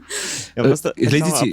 Так, апошняя тут моя, што я хацеў сказаць, мой каментар, што вось, напрыклад, вы сказалі, так, я пачаў чамусьці думаць сапраўды адразу о людзях, там, ведаеце, з 90-х, з 80-х, але не далей, бо я падумаў, а як жа яны будуць там кіраваць, ведаеце, тыпу, ці як яны будуць дапамагаць. Але ў ChatGPT пайшоў прям далёка ў гісторыю, гэта цікава. У мяне таксама была больш практычная. Трэба было пачынаць з першага беларуса, я лічу, што Садама. Садама. З Адама. Садама. Садома. Капец. І яшчэ апошняя цікавая думка, просто паразважаць камусьці, хто нас слухае. Уявіце сабе, як рэвалюцыі будуць у такіх краінах адбывацца. То бок прыходзіць хакерская групіроўка, і праз 2 хвіліны ў краіне пераварот і ўсе новыя кіраўнікі. Таму што гэта літаральна просто там падмяніць мадэлі і запусціць іх, перазапусціць сервакі. Вось такія рэвалюцыі нас чакаюць. І 0 крыві, што прыемна. Так. Добра, Эмілія, цяпер давай пра нешта больш пазітыўнае. Дык гэта пазітыўна было. Там было на фантазію ўвогуле. Так? Яшчэ калі-небудзь падумаем з вамі, дарэчы. Давайте калі-небудзь вернемся, вельмі цікава. Давайте. Вось як прыедзеш праз месяц. Давайте. А цяпер пра шаі-пластыр, які можа ратаваць ад... Просто мне падаецца, береш любое слово, дадаеш шаі, не? Шаі мышка, шаі бутэлька. То бок што гэта такое? У нас сёння будзе і шаі мышка, і шаі... Не, так ж... Не, пачакайце, там было напісана, як гэта працуе. Не, я веру. Просто вам не падаецца гэта ўжо трошкі камічным у тым сэнсе, што шаі светлафор, шаі... Ты чакай, ты паслухай навіну, там сапраўды. Вось я на пачатку казаў, што Эмілія прыносіць навіны, гэта тая навіна, якая, капец, насамрэч. Просто... Добра, я маўчу, все побачыце. Журналюгі назвы пішуць такія сабе. Навукоўцы стварылі новы разумны пластыр, які можа самастойна сачыць за працай сэрца і вельмі хутка знаходзіць небяспечнае парушэнне рытму. Это называется Apple Watch, я разумею. Так, вось звычайна дадзеныя з разумных гадзіннікаў фітнес-браздалету адпраўляюцца на аддаленыя серверы для апрацоўкі. Але у экстранных сітуацыях гэта не дапамагае. Гэта, дарэчы, мае сэнс, так. Калі трэба... ёсць хваробы, которые, ты можаш памерці. Так, все, Эмілія, спыніся, давай я возьму на себе ініцыятыву, бо я пачытаў гэтую працу, мне... Не, пачакай, Лёша. Гэта навуковая праца, па-першае. Не. Пачакай. Так, Лёша, чакай, Эмілія, ты ласачка. Я тут вядоў. Пачакайце. Просто я не разумею, вы мяне збянтэжылі тым, што вас штосьці там збянтэжыла. Я пакуль не магу зразумець, што, бо... Гэта офігенная навіна. Я ж табе сказаў, она просто офігительная. Гэта прагрэс, гэта вау. Гэта без сарказму. Добра, так што вы робіце выгляд, што гэта сарказм? Я не магу намацаць, што там... А Женя просто не ведае, ён не чытаў пра гэту навіну, ён думае, што гэта нейкі прикол. Добра, карацей, даследчыкі з Чыкагскага універсітэта распрацавалі эластычны электронны пластыр, які апрацоўвае сігналы непасрэдна на целе чалавека без адпраўкі дадзеных на серверы і можа хутка рэагаваць, калі штосьці ідзе не так. То бок імгненна. Добра, я не зразумела до конца пра масівы з тысяч спецыяльных транзістараў, якія давайте простымі словамі. Зрабілі пластыр дэфіс працэсар. Пластыр, які клеіць табе на руку, ён сам апрацоўвае ўсё. Это працэсар, там транзістары табе просто налепліваюць на сэрца, вось сюды пад сэрца нейкую херню, і гэта працэсар, які сам апрацоўвае ўсе дадзеныя, які атрымлівае на сабе. То бок гэта насімы гаджет. А журналісты напісалі пластыр. Так-то гэта называецца large scale stretchable нейраморфік циркус for... Гэта нейраморфны працэсар, які выглядае як пластыр. Як пластыр, хутчэй за ўсё. Так, а як тебе... Карацей, не, усё добра, усё правильно. Добра, гэта пластыр і гэтая прылада маленькая, але яна здольная выяўляць гэтыя парушэнні рытму сэрца, альбо яшчэ працаваць як маленькі гэты дэфібрылятар і ў імгненне ратаваць жыццё чалавеку. То бок, калі штосьці не так, ён рэагуе і ён узаемадзейнічае. І адбываецца. Так, тут трэба сказаць, што дэфібрылятар у шмат у каго ў розуме гэта штука, якая проста тебе херачыць токам, але ну не, дэфібрылятар насамрэч па большай частцы ён дыягностыку робіць і кажа, што рабіць з чалавекам. І як гэта фібрыляцыя сэрца, то так ім можна жахнуць. То бок гэты пластыр ён падобны дэфібрылятару тым плане, што ён будзе даваць параі, што з чалавекам набываецца, што з ім рабіць. Вось. Але я, калі чытаў гэту навіну, у мяне была дзіцячая, шчанячая радасць, таму што для мяне гэта вумныя экзаскелеты, вумная вопратка, вось тое, што ў фантастыцы, калі ты апранаеш нейкую кашульку, і гэтая кашулька можа, як у пентаквантары, там і пулі адхіляць, і ўсё, што заўгодна рабіць, таму што гэта кашулька дэфіс-камп'ютар, яна ўся разумная, яна цябе ўзмацняе, гэта трансгуманізм, гэта ўзмацненне мозгу, ну, капец, у цябе умны пластырь, ну, ребяты, вумны пластырь. Гэта падобна, як гэтая вось камізэлечка ў Фрода? Бронекамізэлька. Ну так, толькі яна яшчэ умная, можа з тобой паразмаўляць. Але цікава, што падчас выпрабавання пластыр знаходзіў небяспечны хвалі ў сэрцы з дакладнасцю 99,6%. Гэта ж проста... Гэта... Вау. І пры ацэнцы рызыкі інфаркту дакладнасць склала 83,5%. Так. Ну, яшчэ цікава, што там не... Як быццам бы лекар з сабой маеш. Як быццам бы лекар, так. І як быццам бы... Ось нейраморфны слова тут ўжываецца ў гэтай навіне. Гэта незвычайны тып працэсара. У нас з вами ў камп'ютарах стаяць працэсары, скажем так, звычайныя. Звычайна іх архітэктура выкарыстоўваецца. Ёсць нейраморфныя працэсары. Яны вельмі эфектыўныя для запуску нейрасетак, у тым ліку, але яна не вельмі эфектыўная для шырокага спектру задач, які мы на камп'ютарах вырабляем. І доўгі час не ведалі, навошта наогул развіваць гэтую тэхнологію. Ведалі, але доўга тэхналогія нейраморфных працэсараў не развівалася, бо табе трэба працэсар рабіць пад нейрасетку, гэта нібыта неяк дзіўнавата, нейрасеткі гэтыя маламоцныя, хутка змяняюцца. А тут хоба, і вось у нас з'яўляецца добры такі спосаб выкарыстання гэтых нейрасетак нейраморфных, працэсараў нейраморфных. То бок гэта можа быць будучыня насімых гаджетаў. Пластыр з нейраморфнымі працэсарамі. Блин, ребят, пластыр! Ну чаму вы не прыгаеце ад радасці? Пачакай, а давай вяртаючыся да самага пачатку. То бок, як бы ты сфармуляваў правільна, каб гэта было і вау, і зразумела ўсім? Не, тут няма правільна-неправільна, кожны па-свойму гэта ўспрыняў. Просто я гэта ўспрыняў літаральна як фантастыка з кніжак майго дзяцінства, што у цябе тканіна разумная, тканіна працэсар, ну нішто сабе. Вось. Просто мы недастаткова парадаваліся. Не, гэта офігенна, бо калі мы падумаем, колькі людзей кожны год памірае ад хвароб сэрца, і насамрэч часта паміраюць праз тое, што яны не ведаюць, што іх ёсць праблемы, то гэта, мне падаецца, можа быць рэвалюцыйна абсалютна. І ведаеце, нарэшце ёсць сэнс у гэтых, хаця, напэўна, кагосьці пакрыўджу, я пра фітнес-гадзіннікі розныя, вось гэтыя прылады, которые мы носім на руцэ. Ну, як бы, можна штосьці сачыць, але, як бы, што з гэтым рабіць? Не, ну мне падаецца, што гадзіннікі ўжо ёсць прыклады, калі гадзіннікі паказвалі арытмію, напрыклад. То бок арытмія гэта не тое, што цябе забівае адразу, так, але добра вельмі заўважыць. Вось, таму мне падаецца, што гэта таксама даволі цікава. Што Apple Watch умеюць, так? Так, Apple Watch умеюць арытмію. Apple Watch, якія апошнія такія, там, не ведаю, проці, як яны называюцца, яны кардыяграму умеюць рабіць. Фіга сабе. Яны могуць глядзець колькасць гэтага, як это называлася? Калі быў ковід кісларода, так, у крыві, як это называлася? Пульсометр, так? Ой, пульсаксіметр, о. Вось, то бок там ёсць пульсаксіметр, які мерае колькасць кісларода ў крыві. Яны робяць кардыяграму. Не, ну з такіх грошай там яшчэ і прынтер павінен быць, які табе электракардыяграму выдае, так вам скажу.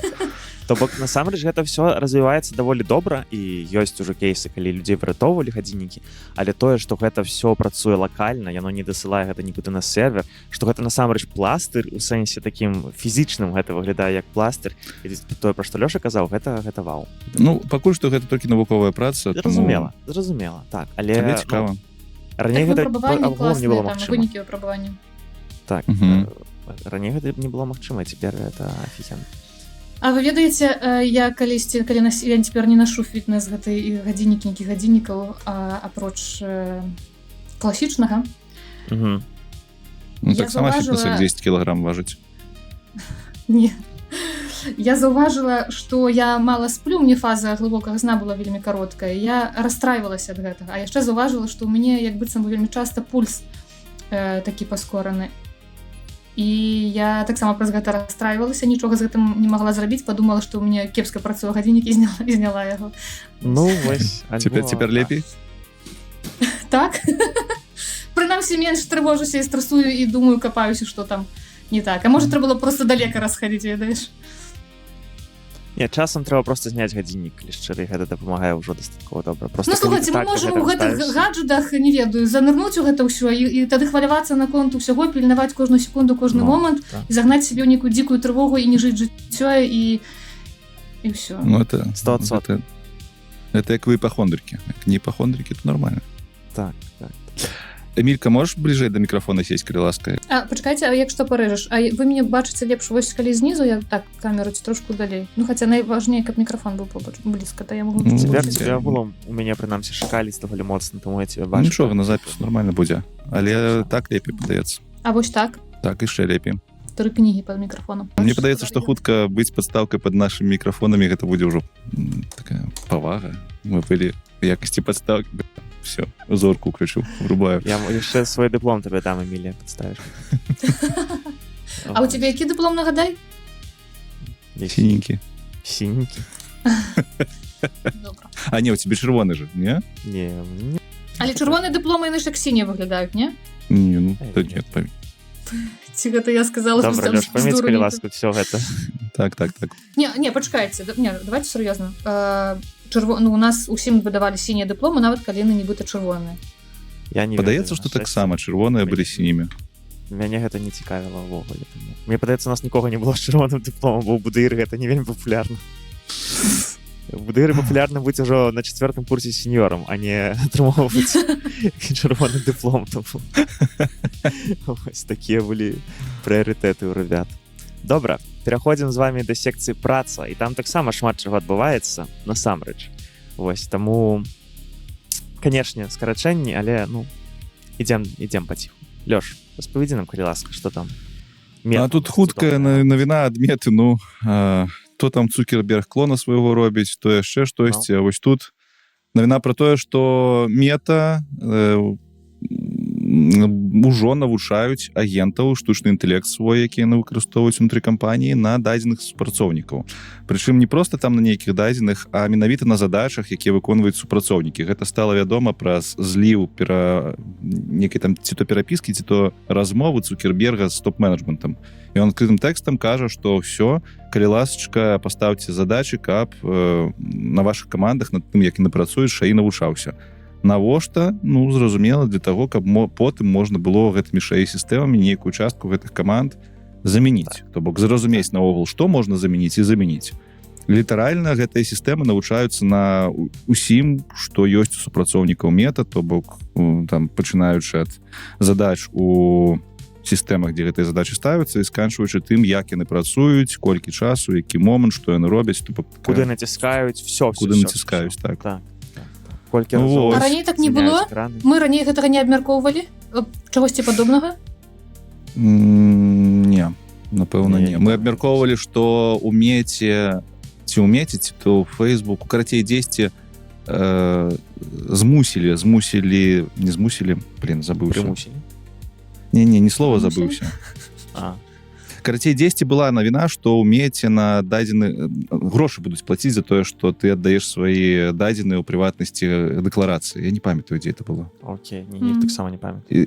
Ну, карацей, гэта насамрэч, мы з вами, магчыма, расказвалі штосьці падобнае ў Кітаі, так, што насамрэч ацыфроўваюць супрацоўнікаў, так, але вось гэта ўжо канкрэтна амерыканская кампанія, так, якая вось, ну, я не ведаю, як бы я паставіўся, калі б да мяне заўтра падышлі, сказалі, ну, Жень, ведаеш, з панядзелка мы табе ставім вось такое ПО, якое будзе сачыць за кожным тваім клікам, за кожным тваім всім увогуле, бо нам патрэбна навучыць шаі, які цябе заменіць праз некалькі год. Ну, магчыма, з пейчэкам $500,000, як там у меце, можа і норм, але агулам неяк, канешне, для мяне гэта гучыць страшна. Мне гэта не падабаецца, гэта парушэнне ўсяго, чаго толькі можна. Вось, Так, але, справа падаецца, гонару. Сыходзіш першым і так звольніць праз нейкі час кароткі. З аднаго боку так, з іншага, калі ты не грамадзянін, напрыклад, Амерыкі ці яшчэ нешта, ну тады можа і не так і проста, ведаеш. І вось на фоне такіх навінаў разумею, што ўсе гэта заканадаўства ў Еўропе не такія ідэальныя, насамрэч. Вось гэта вельмі добрая думка, так. То бок, каб трошкі абараніць цябе, каб заставіць хоць нешта чалавечае ў цябе, гэта вельмі важна. І давяраць, калі ты прыйшоў на працу, ты абяцаеш, так, і табе верыць, ты паказваеш, што ты нешта робіш. Добра, ідзем далей. Мета скараціла, ці пакуль не скарачае, ўжо скараціла там шмат. Цяпер у нас наступная, канешне, Cisco. Cisco, вядомы правайдер, як гэта сказаць, серверны нетворк, як гэта, сетевой інфраструктуры, вось, так. Скарачае 4000 чалавек. Cisco. Што там, Эмілія? Там смешна далей. Падораць курс па шаі? Так. І всім, што скарацілі ім падораць курс па шаі. Я для гэтага прынёс гэтую навіну. High-level троллінг. Просто падумайце, што адбываецца ў свеце. Ну, то бок, прям людзям відавочна кажуць, мы вас звальняем праз тое, што вы чамусьці не задопцілі шаі на тым узроўні, на якім мы патрабуем. І вось вам курс па шаі і ідзіце сабе. А можешь, калі ласка, яшчэ раз, што такое Cisco? Это вялікая кампанія, якая робіць всялякія хардвер і софтвер для сетей. Запішыце, Эмілька, запішы ў памылачкі. У беларускай мове не кажуць Cisco, у беларускай мове кажуць Cisco. Окей, добра. Это... Ты понимаешь адзіночнага ліку. Вось. Карацей... Ладно, з грузямі, гэта не з цыцкамі. Ну, дарэчы, так. Добра, што сёння мануса няма у... Ну, Яўген, ты сам пачаў. Я думаю, Яўген унутры такі, а давайте, жартуйце яшчэ. А звонку такі, што за людзі? Ой, карацей, для ўсіх нашых слухачоў і слухачак, якія пакуль слухаюць нас, і дзякую за гэта, але сумняюцца, ці па вас прыйдзе шаі, ці вам варта вывучаць шаі, ці вам варта разумець, што адбываецца, варта, пакуль не дайшло да таго, што вас звольняць, а потым вам падораць курс па штучным інтэлекце.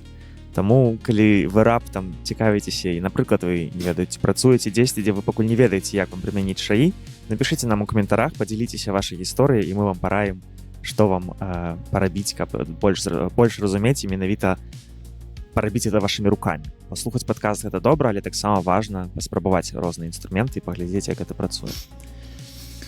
Ну, ёсць добрыя навіны, насамрэч. Не толькі там скарачэнні гэта адбываюцца. Давайте я вам распавяду што-нибудь добрае.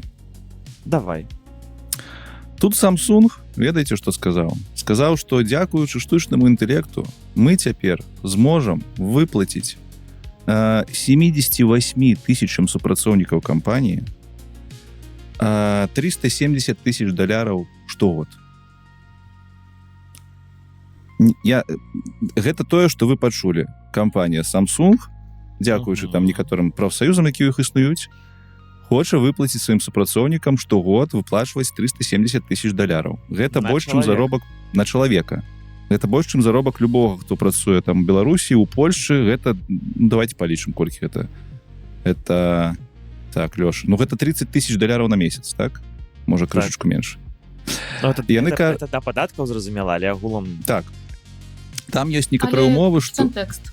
Які кантэкст? Кантэкст у тым, што Samsung зараз вельмі добра падняўся, як і NVIDIA, на стварэнне чіпаў для штучнага інтэлекту. І яны, я так разумею, па-другое, там ёсць прафсаюз, што таксама важна, яны гэта прапіхвалі.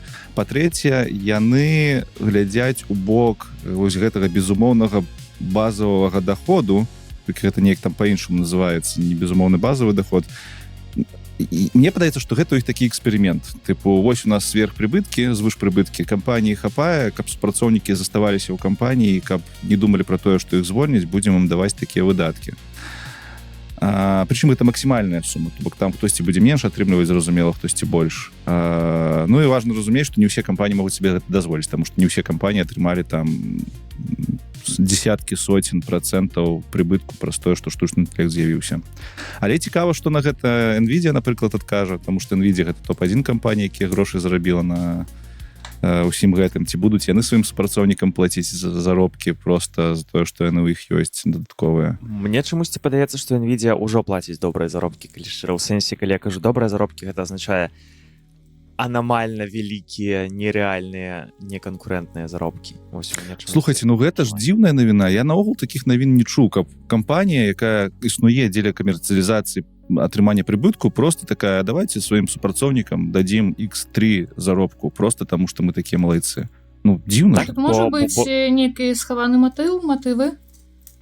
Так, каб людзі не сыходзілі ў NVIDIA, каб людзі не сыходзілі яшчэ. Ну ладно, ну не настолькі. Ну, то бок, яшчэ што-небудзь такое, чого мы не ведаем, напрыклад. Ну, адзіны не матыў, а прычына, якую я бачу, гэта тое, што гэта прафсаюз все прапіхнуў, і такім чынам атрымліваецца, што прафсаюзы недзе працуюць. Але, ну, з іншых боку, Samsung гэта... Просто прафсаюз не мог жа проста прапіхнуць, а дайце нам грашэй.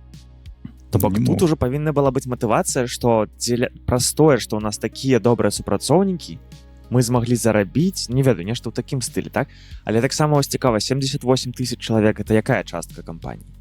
Чаму менавіта гэта і 78 тысяч чалавек? Ну, карацей, шмат пытанняў, але мы тут паказваем такі больш высокаўзроўневы кантэкст, так, што некаторыя кампаніі дзеляцца сваім нерэальна вялікім даходам праз шаі. Так, і вось тут таксама напісана так, што насамрэч яны зарабілі вельмі шмат на чыпах памяці для шыі вылічэнняў, і без чыпаў памяці не існавала б ні GPT 5.5, ні Opus 4.8, ні Gemini, нічого.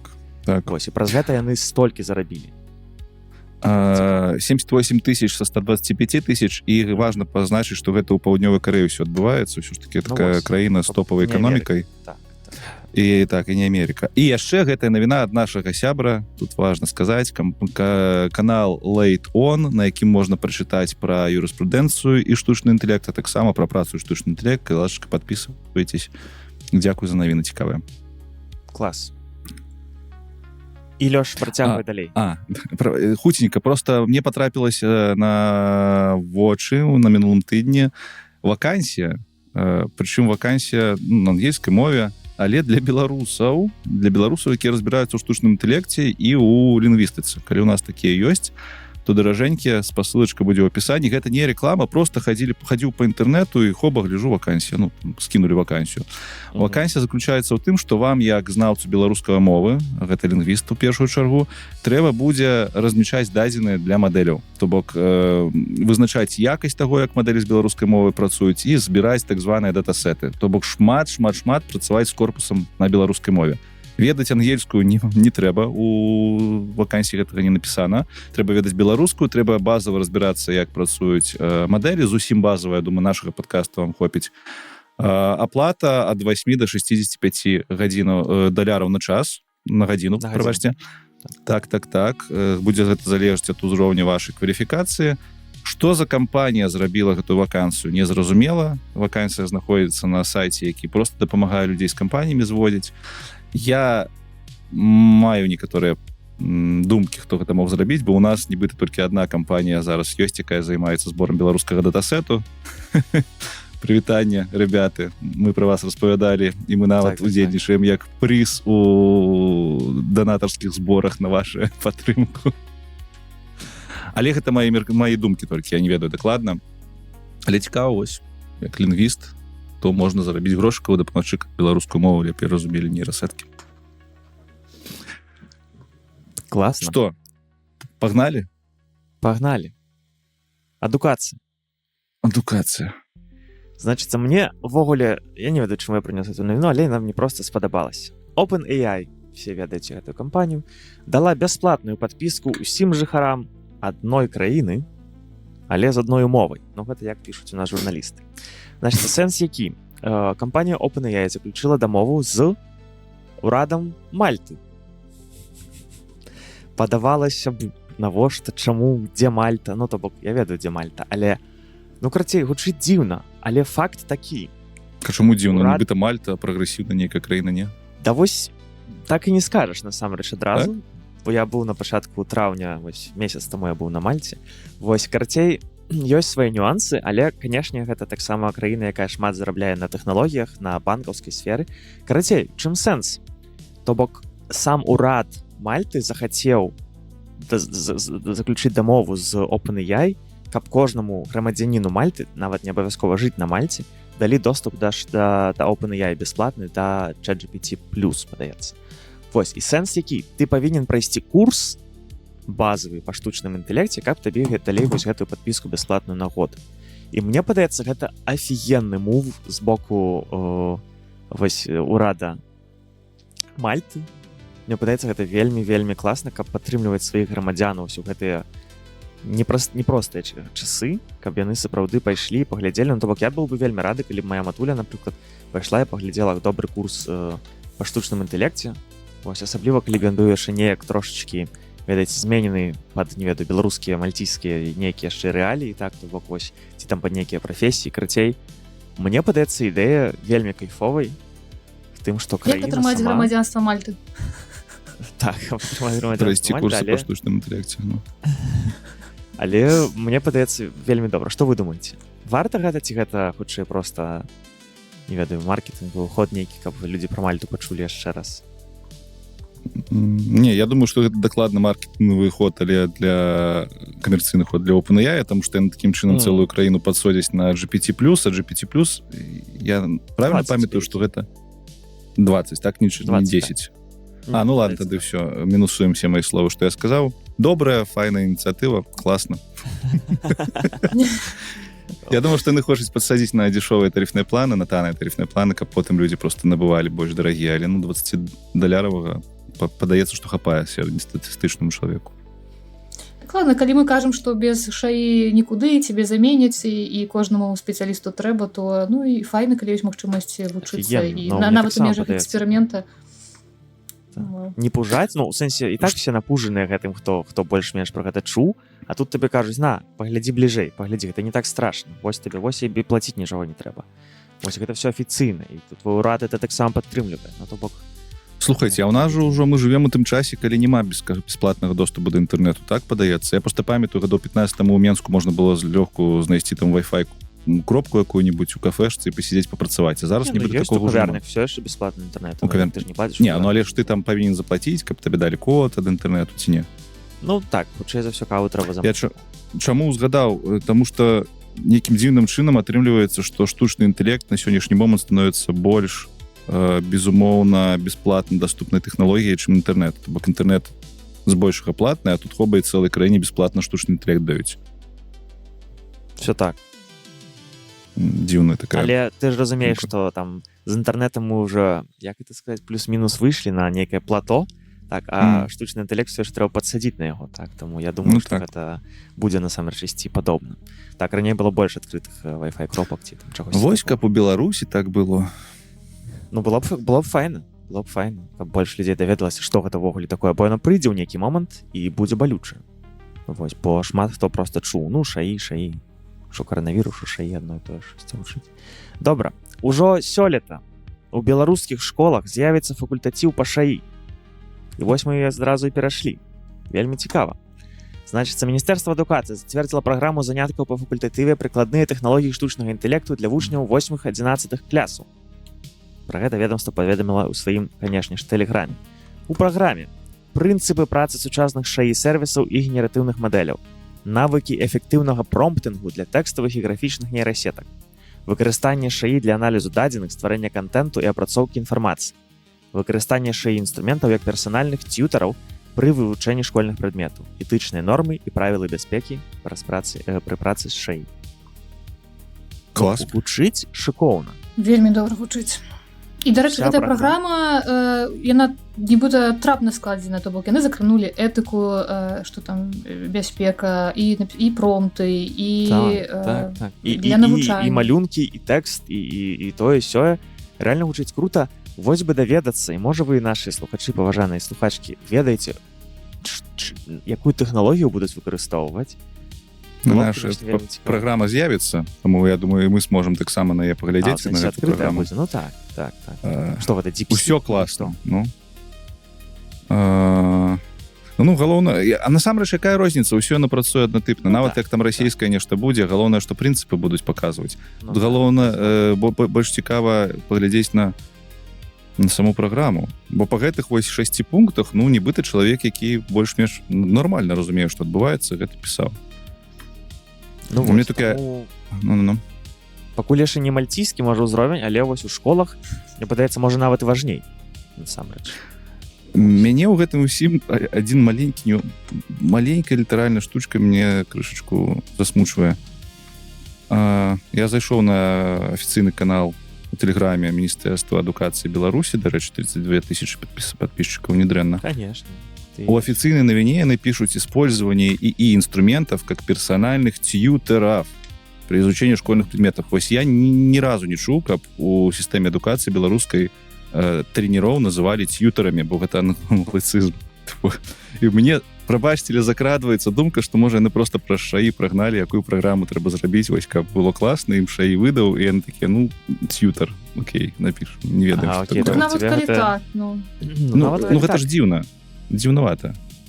Ну ладно. Не, ну Міністэрства адукацыі, там сапраўды ёсць добрыя людзі, просто тьютары дзіўна чытаюць. То бок, калі ты зараз цяпер зразумеў, што, магчыма, там гэта чатам GPT зроблена, то гэта выклікала ў цябе недавер. Калі пра гэта піша Міністэрства адукацыі, тым больш беларуская, а мы ведаем, што беларускім Міністэрстве адукацыі шмат людзей не на сваіх пасадах працуюць, то так, ёсць пэўны такое адчуванне, што ну дзесьці цябе намагаюцца надурыць. Але я побачым праграму. Можа, проста англіцызм новы прыйшоў у нашу адукацыю, чаму не? Ведаеце, калі думаць пра тое, што ў Польшчы ў школах урокі рэлігіі, то вось гэтая навіна пра тое, што ў Беларусі факультатыў па шаі, вау, ну вось хоць дзесьці мы там... Не, ну і нас суперская. Таму мы рады за беларускіх школьнікаў.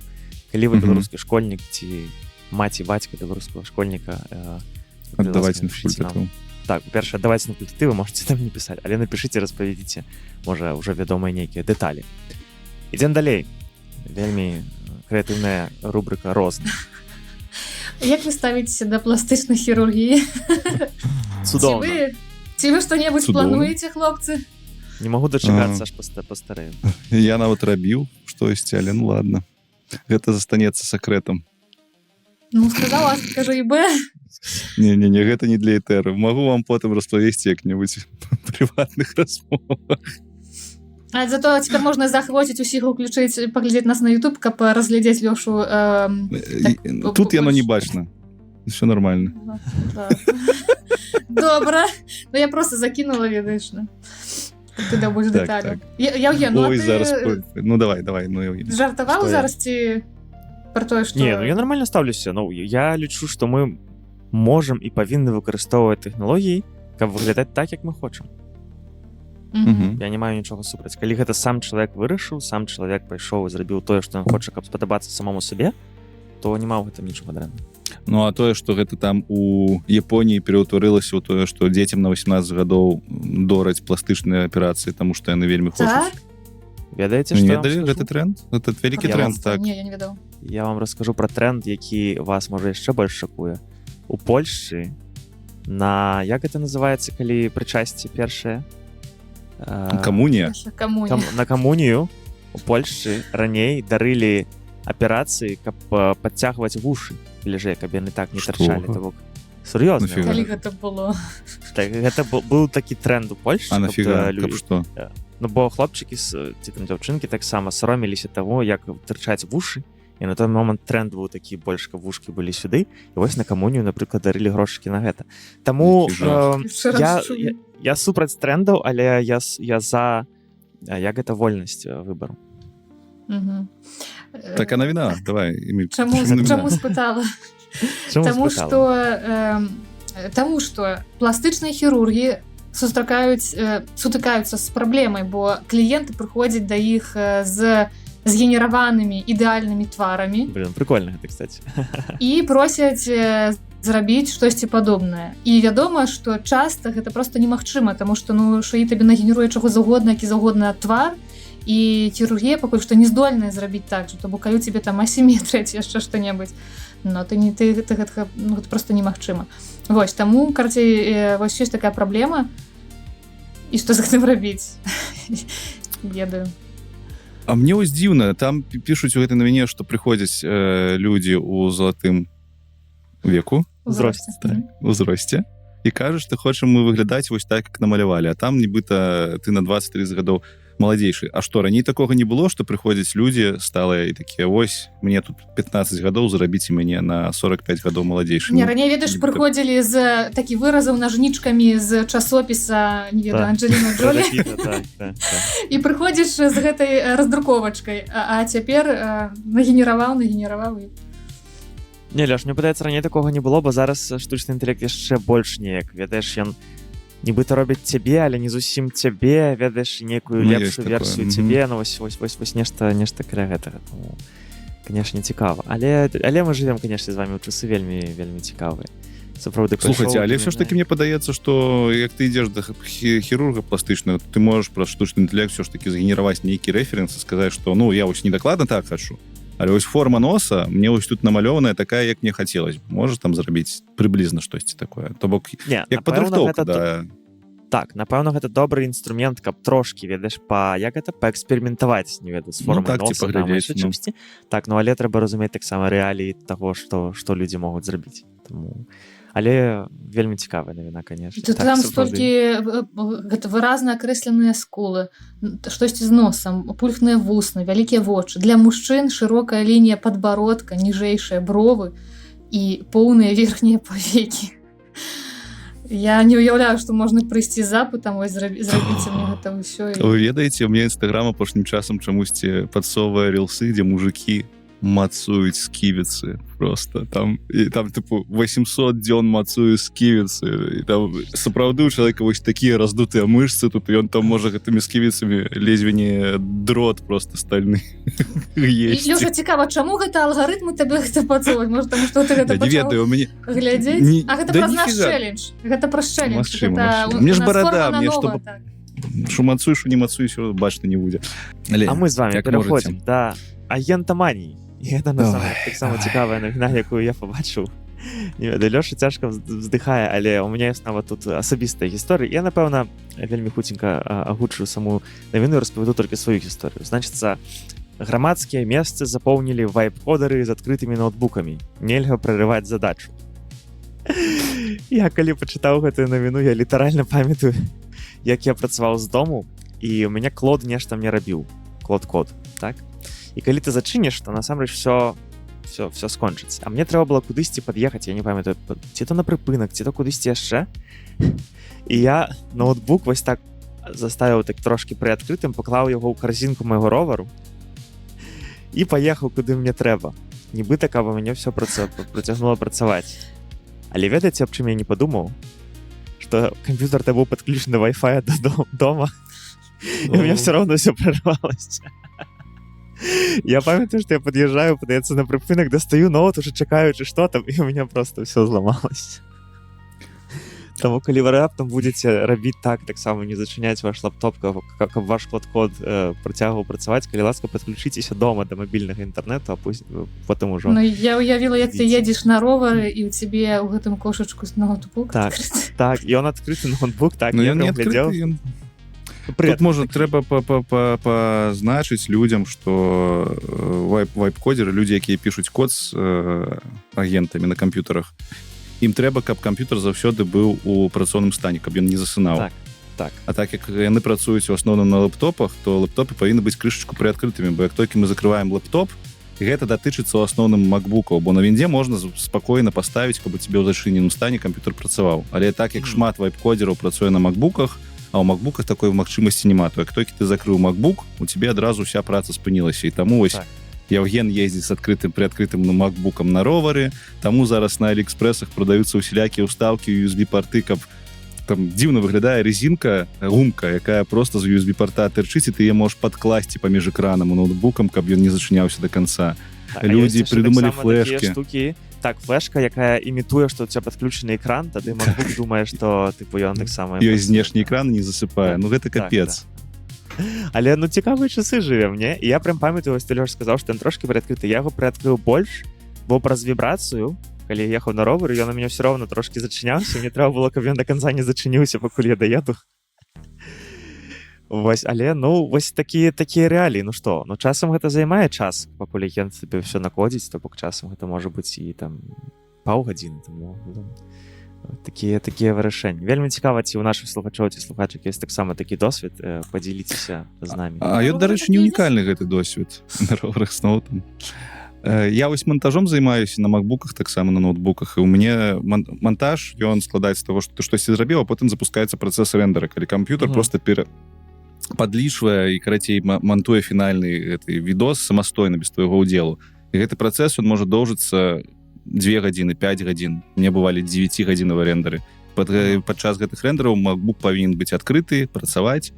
А я звычайна гэта ўсё на ноч ставлю. Я не люблю, калі штосьці свеціцца ў кватэры, таму я таксама вось прыкрываю яго. Мне наушнікі заўсёды падкладваю, прыкрываю. Окей. То бок ёсць такія кейсы, ну, так, але просто іх было менш, таму мы пра іх асабліва не ведалі, так? Але цяпер праз тое, што гэтыя праграмісты напаўсюль находзяцца сваімі адкрытымі лаптопамі, так, то бок. І гэта напэўна выглядае смешна, але вельмі класна. Ідзем далей. Давайте я вам распавяду, ведаеце пра што? Пра паказальнік мышкі. Вось хто б мог падумаць, што ў паказальнік мышкі курсор, так, што ў курсор можна ўбудаваць штучны інтэлект. Да, паўсюль можна, ты мяне не здзівіш. Не, тут супер класны механізм. Глядзіце, гэта кампанія DeepMind. Кампанія DeepMind, яны фігні не прапановваюць. Паказалі, так, яны паказалі нават ужо не канцэпт, а рэч, якую можна ўжо паспрабаваць там на некаторых сайтах, спасылка будзе ў апісанні, і на новых лэптопах ад Гугла гэтая штука будзе працаваць. Гэта вумны паказальнік. Так, яны ў гэтым годзе выпускаюць Google Book, это новая лінейка ноутбукаў. Раней былі Chromebook. Я памятаю Chromebook, але не памерлі, так. Так, Google Book. Дык вось, што за фішка ў гэтага паказальніка? Дарэчы, паказальнік. Новае слово. Паказальнік. Там не будзе штосьці кшталту... Карацей, як гэта выглядае? Вы адкрываеце свой комп, бярэце свой паказальнік, у вас у кампе працуе мікрафон. І заўсёды запушчаны шаі-асістэнт. Напрыклад, у вас адкрыта 2 відарысы і Photoshop. І вы просто бярэце ў паказальнікам, праводзіце над адным відарысам і паралельна кажаце вось гэты відарыс, і потым праводзіце над другім відарысам і кажаце вось гэты відарыс. Потым пераводзіце паказальнік на Photoshop і кажаце, калі ласка, сумясці і намалюй там нейкую, не ведаю, нейкую карцінку. І штучны інтэлектуальны асістэнт, ён разумее, у які момант, дзе ваш паказальнік знаходзіцца, ён разумее, што спачатку трэба ўзяць адзін відарыс, потым іншы, і потым іх неяк скампанаваць. То бок ваш паказальнік з'яўляецца адным з датчыкаў для штучна-інтэлектуальнага асістэнту, адным з інструментаў, які штучны інтэлект выкарыстоўвае ў кантэксце. І гэта можа пайсці яшчэ далей, яны паказвалі зусім ужо канцэпт, калі тебе няма паказальніка, у тебе няма мышкі, усё адсочваецца праз твои вочы. Зараз ёсць тэхналогіі, якія дазваляюць вачыма управляць тваім паказальнікам. І там чалавек просто стаіць. Стівен Хокінг ёсць, вядомы чувак. Так, глядзіць на манітор і просто вачыма такі. Спачатку ў адну сторону глядзіць, паказальнік там падае на тэкст. І ён кажа, калі ласка, вазьмі гэты тэкст, потым у іншы бок кудысьці глядзіць паказальнік. Ну, карацей, у тебе атрымліваецца ў кантэксце цяпер становішча твайго курсору. І гэта дае вялікі спектр для узаемадзеяння з кампом. Табе не трэба клікаць, ты можаш просто казаць, што рабіць. Ты нібыта пальцам паказаў штучнаму інтэлекту і сказаў, што з гэтым зрабіць. Вось такія. Я выпіла віна, і ў мяне вочы разбіліся. Я такая какашу, не могу сфокусавацца. Тады прыйдзецца ўзяць мышку. Навошта столькі халеры нам усякай? Я не разумею. А гэта ж зручна. Гэта зручна. Так все, тады зручна стаяць, нічога не рабіць, не думаць, не варушыцца, не запраўляць. Гэта нібыта кіраванне думкай. Вось ты сядзіш, і ты паглядзела на чат, і такая, чат GPT, давай там переключыся туда, чат GPT, уключи кіно, я не ведаю, зрабі тое. То бок, усё, мышкай ўжо карыстацца не трэба. Ты можаш пад час гэтага рабіць зарядачку. Як яшчэ табе гаварыць не трэба будзе, а пра шунт маска ты просто будзеш думкі перадаваць, то ўсё, у тебе убудаваны камп'ютар твою галаву. Ну добра, калі ў медыцынскіх патрэбах цудоўна, а так, я слухаю, гэта просто... А вось цяпер я бачу шеймінг тэхна вось всех гэтых аптымістаў. То бок мацаваць скулы гэта ў нас шеймінг, а казаць, што толькі для медыцынскіх парад можна вось такія рэчы ўжываць, гэта не шеймінг людзей, якія Якія хочуць ўсе адчувальныя сталі, а? прамадыфікаваць. Конечно, все в Европе. Ведаеце, я трошки цікава, я згоден трошки з Емілією, трошки з Льошем. То бок я лічу, што у нас ёсць іншыя праблемы, якія добра было б, калі Google DeepMind вырашаў. Чамусьці у мяне ёсць такое адчуванне, ведаючы, колькі ў іх вельмі разумных людзей. Не ведаю, чаму менавіта фокус быў туды, магчыма, даведаемся трошки пазней. Але адначасова я апошнім часам проста закаханы ў voice input. Я агулам Галасавы ввод. Так, прабачце, галасавым вводам.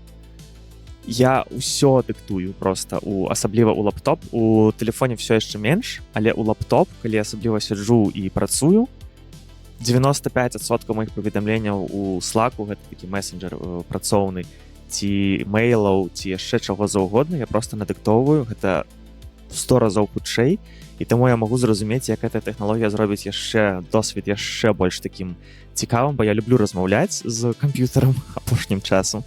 І калі яшчэ пры гэтым можна будзе сапраўды не выкарыстоўваць мышку, ну карацей. Магчыма, там пра табе будзе цікавая навіна пра залежнасць.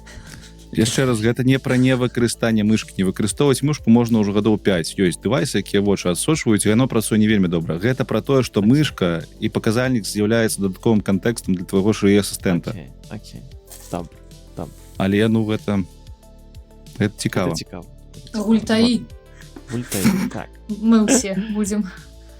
Што там, Емілія, далей у нас адбываецца цікава? Вось перакладчык для хатніх жывёл на базе штучнага інтэлекту. Самае патрэбнае, што трэба. Я разумею, вось гэта прылада проста ў кожны дом. Гэта кітайскі стартап, і яны прапаноўваюць прыладу. Чат называецца невялікая штука на аброшку. І паводле вытворцы яна здольная перакладаць гукі катоў, сабак на чалавечую мову з дакладнасцю каля 95%. Ужо пачалі перапрадаваць у траўні 26 года гэтага. І прадалі 10 000 адзінак, а сам стартап атрымаў $1 мільён фінансавання. Што цікава, што гэтыя дадзеныя, то бок чаму гэта прылада мае дакладнасць 95%, чаму яны так гэта пазіцыянуюць невядома, бо вось другая частачка навіны, яна пра тое, што да гэтага скептычна ставіцца, бо нібыта не было прапанавана таксама нейкіх даследаванняў, выпрабаванняў, і ці, напэўна, мы можам быць ведаць, што дакладнасць 95% складае, ну, не факт. Але цікава, што людзі купляюць, што гэта інвестуюць. Я думаю, Лёша зараз сядзеў ужо замаўляў, ведаючы Лёшу. Я хацеў, але я потым падумаў, што гэта мне яшчэ трэба сабаку замовіць таксама разам з гэтым прылада. Я не вельмі хачу яшчэ і сабаку. Кот. А, дарэчы, для котоў ж гэта таксама. А, і для котоў, блін, Эмілька. Мне котка ўжо старая, наўрад ці будзе зразумела яе мова, яна ўжо там... Ты думаеш, нічога цікавага она ўжо не раскажа табе? Яна проста, Лёша, не чапай мяне. Просто я ўжо добра яе ведаю, за 15 гадоў, ведаеце, мы адзін аднаго ведаем дасканала. Лухта нейкая, не? Што адбываецца? Ну, гэта маркетинг таксама, ўжо просто ўсё прадаюць. І як бы... А я думаю, што гэта, ведаеш, як з дзецьмі. І кажу же, што бацькі на дзяцей грошай не шкадуюць. І мы ўсё гатовы ім купіць найлепшае, рознае, там, забаўкі, мы іх песцім і гэтак далей. То ж самае, у мяне няма катоў сабак, але я ведаю, што некаторыя... Для некаторых гэта, ну, як чалец сям'і, напэўна, для ўсіх. Шмат для кого это прям абсессия такая, ведаеце, за сваімі коцікамі. Пра жонку свою так скажы, абсессия. Ці пра мужа. Таксама абсессия. Ваша партнеры гэта абсессия. Вельмі прыемна. Да любім мы твайго кота, Лёша, ўсё. У мяне кошка. Так, котка. Карацей, вы не рэпрэзентатыўная аўдыторыя, ўсё, можаце памаўчаць зараз, я ўсё распавяду. Мне падаецца, што гэтая штука можа працаваць. Ну, не такі уж там маркетинг. Як чалавек толькі першы раз у жыцці набывае там сабе котку, ці знайшоў, там, узяў сабе котку, сабачку, і ён яшчэ не разумее, як з гэтымі жывёламі сябе паводзіць, такія штукі могуць дапамагчы. Але трэба разумець, што гэта не нейкая паўнавартасная размова, вы не будете весці філасофскія беседы, размовы гэтыя з вашымі жывёламі, вы просто, хутчэй за ўсё, гэты транслейтер скажу вам, я хочу сраць, і правасці, я хочу пісаць, я хочу есці, і такіх яшчэ, можа, 5-10 нейкіх фраз. Ну так тамагочы сабе купіце, і вось з тамагочы гуляеце. Не, гэта дапамагае, ну гэта сапраўды можа дапамагчы. Плюс гэта можа дапамагчы, можна аўтаматызацыі шмат якой зрабіць. У цябе гэтая штука, як будзе перакладаць на мову звычайную, то ты можаш там зрабіць якога-нибудь бота, які будзе там атрымліваць у чат, што котка твоя кажа, як коткі там, не ведаю, як ёй пагуляць на вуліцу захацелася, табе будзе прилетаць пуш-нотыфікацыя, схадзіць там, адчыніць ёй дзверы. Яшчэ пуш-нотыфікацыю можна. Блин, даражэнькія. Да просто, ведаеш, я расла... Вельмі слізкая сцежачка. Каты сабе гулялі, сабакі сабе гулялі, ўсё. А цяпер я з павагай стаўлюся да ўсіх, у каго я люблю катоў сабак, просто як бы не сваіх, я не уяўляю, ну яны паміраюць. В моим дзяцінстве дзеці жралі камні і песок жралі. Вашыя дзеці жруць пясок ці камні, ці вы ім у жопу дуеце, ну, у дубку іхнюю. Чаму, дзеці, скажы, што ты гэта рабіў, ты еў. Нормально, добрым вырас з хлопцам. Ну не, гэта пра тое, што ўсё роўна, конечно, цікава, што столькі ўсяго і... Так, часам зашмат усяго, я не ведаю, але зноў ж такі я разумею Лёшын пачуцці, так, бо мне гэта менш цікава. Але я працытую апошнюю сказ з гэтай навіны і пойдзем далей. Навукоўцы таксама падкрэсліваюць, што жывёлы камунікуюць не толькі гукамі, але і рухамі цела, позай і пахамі. А сістэмы, якія аналізуюць выключна гукі, не могуць перадаць поўны сэнс жывёльнай камунікацыі. Што таксама важна памятаць, так? То бок мяу-мяу не заўсёды раскажа вам усё-ўсё. Ну добра, прабачце, я ўсё ж такі тут яшчэ крышачку зусім. Гэты праект, ён адзін з шэрагу розных праектаў, якія з'яўляюцца перакладчыкамі з жывёльнай мовы. Як вам не падабаецца перакладчык з коткавай ці сабакавай мовы, бо гэта знатна проста, пачытайце ў інтэрнэце пра намаганні перакладаць мову кітоў.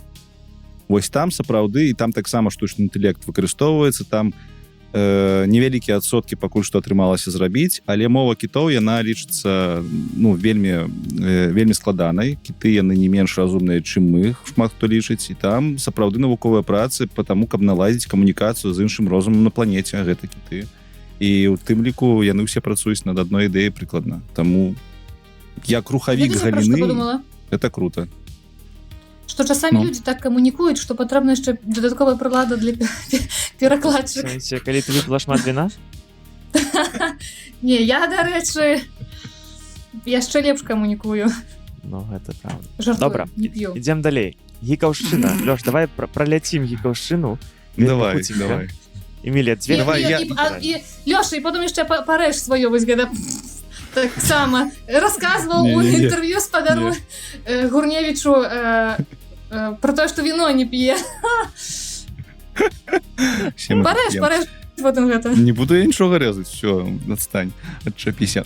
Гікаўшчына, я пачну з таго, што выйшаў новая мадэль ад тропікаў Opus 4.8. Гэта новая флагманская мадэль, каштуе столькі ж, колькі каштавала 4.7, але больш магутная. Все, пераходзьце ўсе на яе, як яшчэ не перайшлі. Я ўсё.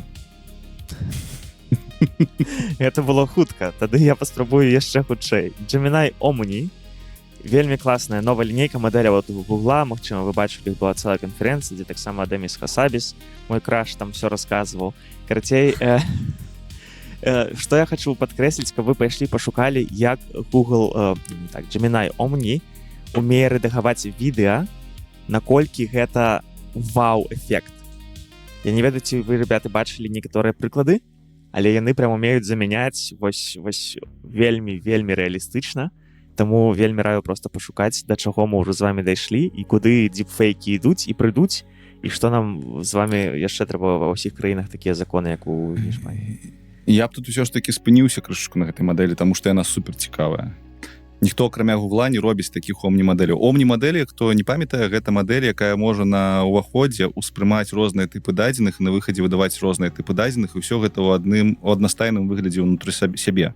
То бок для гэтых новых мадэляў тэкст, відарысы, аўдыё і відэа гэта ўсё дадзенае аднаго спектру. І яны аднолькава разумеюцца, аднолькавым аднастайна апрацоўваюцца, як вы там падаеце новы ход, як я звычайна кажу, тэкст котка, відарыс коткі, як котка мяўкае, як котка на відэа нешта робіць, то для гэтай нейрасеткі ўнутры гэта ўсё прыблізна адно і тое ж. Все лічбы, так. І праз гэта яна можа супер класна разумець, што адбываецца ў відэа, у аўдыо, у тэксце. Ты можаш тэкстам напісаць, што табе трэба, і яна супер класна зробіць гэта ў іншых мадальнасцях, называецца. Вось розныя тыпы дадзеных называюцца мадальнасцямі.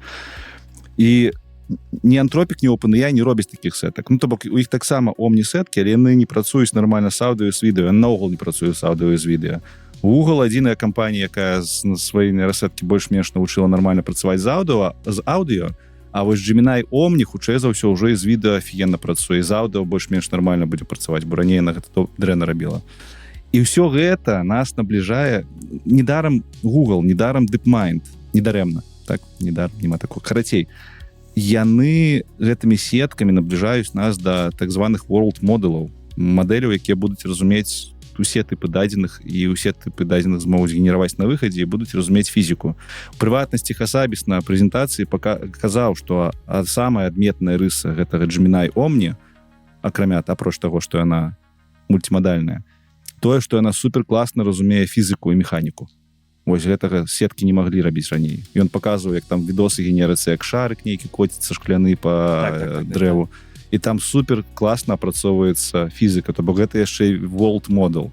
Вось гэты Gemini Omni, карацей, можа стаць у будучыні нейкай мадэлі, якая будзе вось штосьці кшталту чалавечага розуму замяняць вось гэтым мадэллю для нейрасетак з самасвядомасцю і ўсім астатнім. Мне гэта навіна парадавала, таму што Антропік і OpenAI выпусцілі свае флагманскія мадэлі, якія нашмат больш магутныя, чым флагманская мадэль Гугла. Я думаў, што Google адстае, а Google, оказывается, просто пайшоў у іншым кірунку. Ён так, такі добры. Google реально фокусуецца туды трошкі в інше, бо OpenAI зачыняе Сору, Антропік вогуле не робіць нічога з відарысамі, так? То бок яны реально фокусуюцца вось больш на world model фізіцы і малюнках і відэа, што, конечно, таксама вау. Можа гэта і добры шлях. Ой, добра. Божух, там шмат маіх навінаў. Толькі дзве. Пра культуру і мастацтва. Цікава. Давайте хутка паспрабую. Культуры... Дзіўна, як мы так памяняліся, што сёння я распавядаю вам пра культуру і мастацтва. А Эмілія пра пластыры, так? Нейраморфны працэсор, ну. Нормально, апыліліся, крос-апыліліся. Дарэчы, першы раз мы сидзім амаль што 2 гадзіны, і вы нават не ныеце. Клас. Сёння. А таму што 10-я гадзіна, ведаеце, была, прынамсі, калі мы пачыналі. Была ўжо 12:40. Ладно, поехали. Культура і мастацтва сёння пра кіно. Па-першае, казахскі стартап Higgsfield, шмат хто карыстаецца гэтым сервісам, гэта сервіс па стварэнню шаі відэа, не шмат хто ведае, што ён казахскі. Яны згенеравалі фільм паўнавартасны поўны метр на 95 хвілін, які паказалі на Канскім фестывалі. І гэты фільм цалкам згенераваны штучным інтэлектам. На гэты фільм прыйшлось патраціць усяго-то $500 000. Ну, мы ведаем, што Marvel там вытрачае мільёны, сотні мільёнаў $, тут 500 000. І ўсё гэта было зроблена літаральна за некалькі месяцаў. Вось, 80% усіх грошай пайшлі на аренду магутнасці для генерацыі. Спасылачку на гэтае кіно мы вам пакінем, вы просто не на кіно, а на трэйлер. Вы просто пабачыце. Гэта не ўзровень Голлівуда, але гэта, напрыклад, узровень, калі вы глядзелі Warcraft было калісьці в кіно фантастычнае, гадоў 10 таму здымалі. Вось гэта ўзровень Warcrafta. То бок там бачна, што ёсць генерацыі, але яны вельмі кансістэнтныя, там ўсё супер круто з графікай. Ну, карацей, мяне гэта ўразіла даволі моцна. Вось. А Я насамрэч чакаю, калі пагляджу, я люблю такія глядзець. А ты трэйлер бачыў?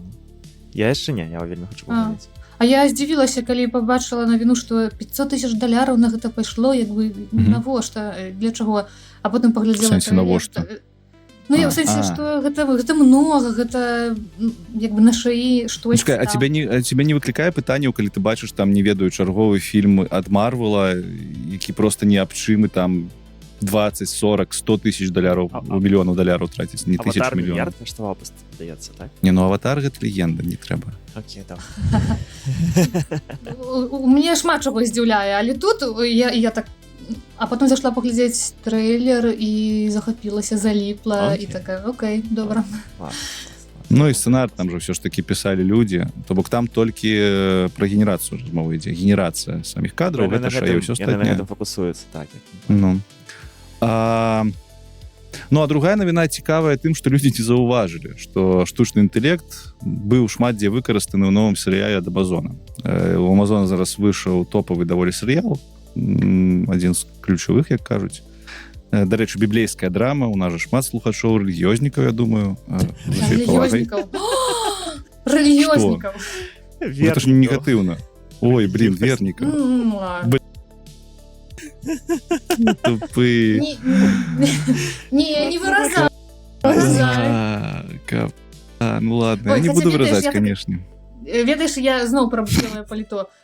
Я казала про тое, што ў Польшы урокі рэлігіі, ну, відавочна, транслюючы сваё стаўленне больш негатыўнае. Не, так а што дрэннага? Ну, вы думаеце нас... А рэлігіёзнікаў? Вы думаеце, нас не слухаюць ксяндзы? Я думаю, слухаюць. Чаму не? Это ж рэлігіёзнікі. А давай скінем падказ ксяндзу Вячеславу. Давай. Толькі не ты там, дзе ты жартуеш пра всякі рэчы цікавыя.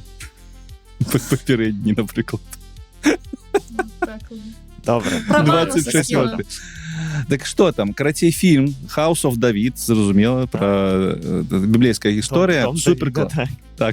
Суперкласны серыял, дарэчы, раю паглядзець, вельмі атмасферны, падобны да Дзюны. І аказалася, што вялікая частка сцэн у гэтым серыяле была згенеравана кітайскай нейрасеткай Kling, ну і ў прыватнасці там яшчэ іншыя, хутчэй за ўсё, сеткі выкарыстоўваліся. Стваральнікі серыялу Amazon пра гэта не сказалі. Серыял выйшаў, ён набраў 44 мільёны гледачоў за літаральна там першыя тыдні. Все пісалі класныя рэцэнзіі, і потым выходзіць артыкул, дзе кажуць, што ну вось там, карацей, амаль што ўсе сцэны, дзе патрэбна было рабіць дарагую графіку, дзе патрэбна было ехаць на натуральныя здымкі ў нейкую пустыню, яшчэ штосьці, ўсё гэта згенеравана штучным інтэлектам. Ну, я не... Да дупыць закон. Я не бачу крытыка якая там. Але, слухайце, ну як класнае кіно, і столькі людзей яго глядзяць, ну якая ўжо розніца, штучны інтэлект ці не штучны інтэлект. Наадварот, каб не штучны інтэлект, вы б гэты серыял не пабачылі, таму што няма зараз бюджэтаў ездзіць па ўсяму свеце, няма бюджэтаў, няма часу нават, каб генераваць складаныя гэтыя кадры, бо гэта ўсё выкупаецца Марвеламі і усялякімі там іншымі кампаніямі буйнымі. То бок гэта ж натуральна дае нам магчымасць глядзець класныя праекты, таму што яны робяцца танней і хутчэй. Што тут вельмі цікава. Але колькі праектаў з'яўляецца не класных, не якасных. Так мы іх і не глядзім. Або глядзім, а потым такія, навошта я гэта паглядзеў. Ну што, і шмат мы паглядзелі кіно неякаснага штучна-інтэлектуальнага. Я ўвогуле нічога не паглядзела. Ну вось, а серыял ужо ёсць класны.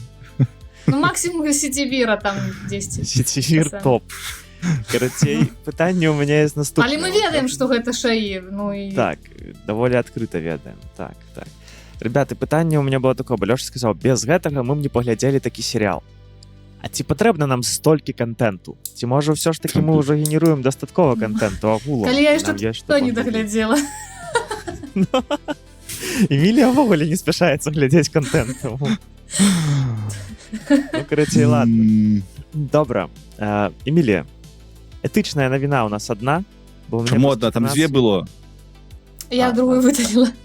У меня просто 14 хвілін пол, таму давайте, калі ласачка, пераходзіць да этыкі. А мы, чакайце, а мы пра папу рымскага распавядалі, што ён там новую гэтую будзе сваю талкаць телегу? Распавядалі, так? Прасоўваць. У мінулым... Штурхаць вазок? Штурхаць вазок. Ну, распавядалі, ці не распавядалі? Не распавядалі. Ну, карацей, гэта... Там папа рымскі сказаў, што штучны інтэлект трэба пазбавіць ад усяго, чым ён можа там нашкодзіць чалавецтву. Паглядзіце, як там называецца эпітафія Магнус Хуманітус, такое. Пасылку пакіну. Там просто цікавая навіна, я хацеў з вамі абмеркаваць, але як няма, так няма. Всё. Чытайце, папа рымскі пра штучны інтэлект распавядаў. 2 гадзіны распавядаў. 14 хвілін кол трэці за сёння. Так, пра шаі залежнасць. Шаі залежнасць параўналі з какаінавай, і гэта не метафора. Навіна распавядае пра дзяўчынку з Венецыі, ёй 20 год, і яна цалкам замяніла рэальнае асяроддзе зносінамі з шаі. Гэта першы афіцыйна зарэгістраваны ў Італіі выпадак такой залежнасці. Дарэчы, цікава, калі мы абмяркоўвалі першы шлюб з шаі, то там таксама Італія фігуравала. Што там не так? Цікава. Карацей, яна атрымала, ей паставілі сапраўдны дыягназ, і дыягназ паставіла італьянская дзяржаўная служба па лячэнні залежнасцяў. Спецыялісты кажуць, што гэта толькі верхавіна айсберга, і для лячэння падобных расстройстваў недастаткова толькі забраць у чалавека тэлефон, а гэта комплексная праца з усімі спецыялістамі, з чальцамі сям'і пацыента. Вось, прафесар нейрапсіхіятрыі параўноўвае гэту залежнасць з наркатычнай, бо сімптомы тыя ж. Вось, ребята, вы зараз паслухайце і скажыце мне, вы адчуваеце нейкія падобныя сімптомы? Так, давай. Лёша асабліва. Дакучлівае імкненне вярнуцца да працэсу, узвуджэнне і агрэсія пры спробе абмежаваць доступ, рост талерантнасці, чалавеку трэба ўсё больш часу онлайн, каб атрымаць ранейшае задавальненне. Ну, то бок, калі мы столькі часу праводзім з чатам GPT і вырашаем з ім усе свае пытанні, і буду проста, ну, вось, кожны дзень, гэта частка твайго жыцця, гэта ж лёгка сапраўды скаціцца ў гэтую залежнасць. Ну, все, что ты только что перелічыла, гэта звычайная любая залежнасць, насамрэч, так? Ну, то бок, так працуюць залежнасці. Вось, я, на шчасце, такога не адчуваю, прынамсі, ў датычэнні датыкненні да штучнага. Ну, может быть, мы з вами просто сталыя людзі, у нас шмат камунікацыі ёсць рэальна. Так. Як у чалавека там яе няма. Ён малады, маладая. Альбо ён прымае рашэнне замяніць гэту камунікацыю, жывую камунікацыю. Так. Альбо ты жывеш у маленькім месцы, альбо ў цябе складана з сябрамі, альбо ў цябе агулам жыццё некае складанае, дзяцінства было складанае, то я магу зразумець, як можна ў гэта ўпасць. Але як можна таксама пасць на наркату, в алкаголь і во ўсё гэта. Ну, Всё, так. І калі ёсць хтосьці, хто вось увесь час там, як чат GPT цябе там падтрымлівае табе. Так. Мы такое ўжо самі распавядалі шмат разоў, так, і пра самазабойства праз гэта, і пра каханне, сапраўднае каханне, адчуванне кахання да штучнага інтэлекту. Таму. Ну, сутнасць навіны ў тым, што цалкам-то ў Італіі могуць зараз штучны інтэлект прыраўняць да наркотыкаў і адпаведную легалізацыю весці. Не, я спадзяюся, да 18 там, не? Адзін выпадак хіба яшчэ ранавата, каб нейкая масавая гісторыя пачалася, то, напэўна, звярнулі б увагу на досвед. Ну, ці могуць унесці ў спіс залежнасцяў проста афіцыйных, і тады больш псіхалагічна і медычна будуць звяртаць увагу на такія выпадкі, што таксама... Вось пра гэта я хацеў сказаць, што можа гэта наадварот пойдзе ў добры бок, у тым сэнсе, што псіхіятры, псіхолагі будуць ведаць пра гэта, ведаеце, і выпрацуюць нейкі падыход, нейкі алгарытм. Так, як з гэтым працаваць, што з гэтым рабіць? Так, як дапамагаць людзям, бо такіх людзей будзе ўсё больш і больш. Ось, таму, конечно, цікава. Ладно. Так раз не хочаце про папу рымского, так? Давай, Лёш, давай, что там папа рымского? Расскажи нам. Что там папа рымский? Папа рымский энциклику выпустил. Ведаете, что такое энциклика? Энциклика? Энциклика. Энциклика, я так разумею, это буйная прапанова ад папы рымскага, якую он там павінен рабіць часцяком, і гэты раз энциклика называлась «Цудоўнае чалавецтва», і яна амаль што ўся была прысвечана таму, як чалавецтва павінна там суіснаваць у тым ліку са штучным інтэлектам, і як не страціць годнасць чалавецкую, і як штучны інтэлект зрабіць бяспечным для чалавецтва. На гэтай энцыкліцы таксама прысутнічаў чалавек з OpenAI, і яшчэ некаторыя іншыя людзі, але яны рэлігіёзнікі, але вось выбітна тое, што на энцыкліцы... Рэлігіёзнікі? Да не называй рэлігіёзнікі. Ну гэта ж не дрэннае слово, не? Ну людзі, якія працуюць у рэлігіі. Дрэннае? Ну карацей. Але ну добра. Не, там былі менавіта кардыналы і всякія такія ребята, ну, даволі рэлігіёзнікі. Але чалавек з антропіку там таксама прысутнічаў. То бок гэта паказвае, што Ватикан даволі адказна ставіцца да штучнага інтэлекту, што, на мой погляд, выглядае дзіўна. Ну, бо я, як чалавек не рэлігіёзны, звыкся з думкай, што ўсё ж такі царква вельмі марудна прыходзіць да сучаснасці, а тут нібыта каталіцкая царква показала ўсяму свету, як трэба хуценька рэагаваць. Рэакцыя не самая добрая для свету шыі, але не такая кансерватарская, тыпу ўсё забараніць, грэх і нічога такога. Цікава, карацей, паглядзіце. Да. Я нагадаю, што папа Францыск дазволіў, там не зразумела да канца ці не, але аднаполыя шлюбы. Сур'ёзна? Нічога сабе. То бок каталіцкая царква там, так, не до конца, напэўна, я зараз там не кідайце ў мяне, калі ласка, чымсьці, але я памятаю, што прынамсі ён быў адкрыты да гэтага. Можа, не шлюбы, але нейкія іншыя віды брака. Карацей, мне падаецца, каталіцкая царква прынамсі сочыць за трендамі і сапраўды спрабуе быць up-to-date, так сказаць, з тым, што адбываецца ў свеце. І вельмі цікава, што папа Леон, які Лявон цяпер, ён же насамрэч даволі тэхнічны чалавек. Мне падаецца, яго матэматычная адукацыя. Вось, то бок ён, мне падаецца, разумее агулам, што адбываецца, але, канешне... Ось. Так, ён цыхнар, нічога сабе. Трэба глядзець. Мне чамусьці падаецца, што яго была матэматычная адукацыя. Так. Круто. Але там Дарэчы, цікава. тэзы прабачце, шаі павінен служыць агульнаму дабру, вось, ну, Ну, так. Ну, такія тэзы трошкі... Ну, просто з гэтых тэз могуць маральныя нейкія інструкцыі для шаі выбудавацца, якія будуць выкарыстоўвацца агульна. То бок я бачу ў гэтым, што і карысць можа быць. Зразумела, што гэта цяпер гэта гучыць так, максімальна віламі па вадзе, але... Але цікава, сказаў пра сіндром вавілонскай вежы, спробу стварыць штучны розум без маральнай асновы, дзе прыбытак ставіцца вышэй за чалавечую годнасць, а ўсё, у тым ліку таямніца асобы, зводзіцца да даных і прадуктыўнасці. Ну, Все правильно Причем сказал. неправда. слушна, так. Слушна. Так, всё правильно сказал. Так. Смешны момант, я назваў яго Папа Леон, і Женя назваў Папа Леона. Гэта пераклад з ангельскай. Я папрасіў проста шаі перакласці на беларускую мову, і ён адаптаваў Лео пад беларускі манер. Леон. Да, нормально. Так тэн Папа Лео. Лео, окей, добра. Прабачце нас, святой отец. Вось. Расповедь. Сканчваем.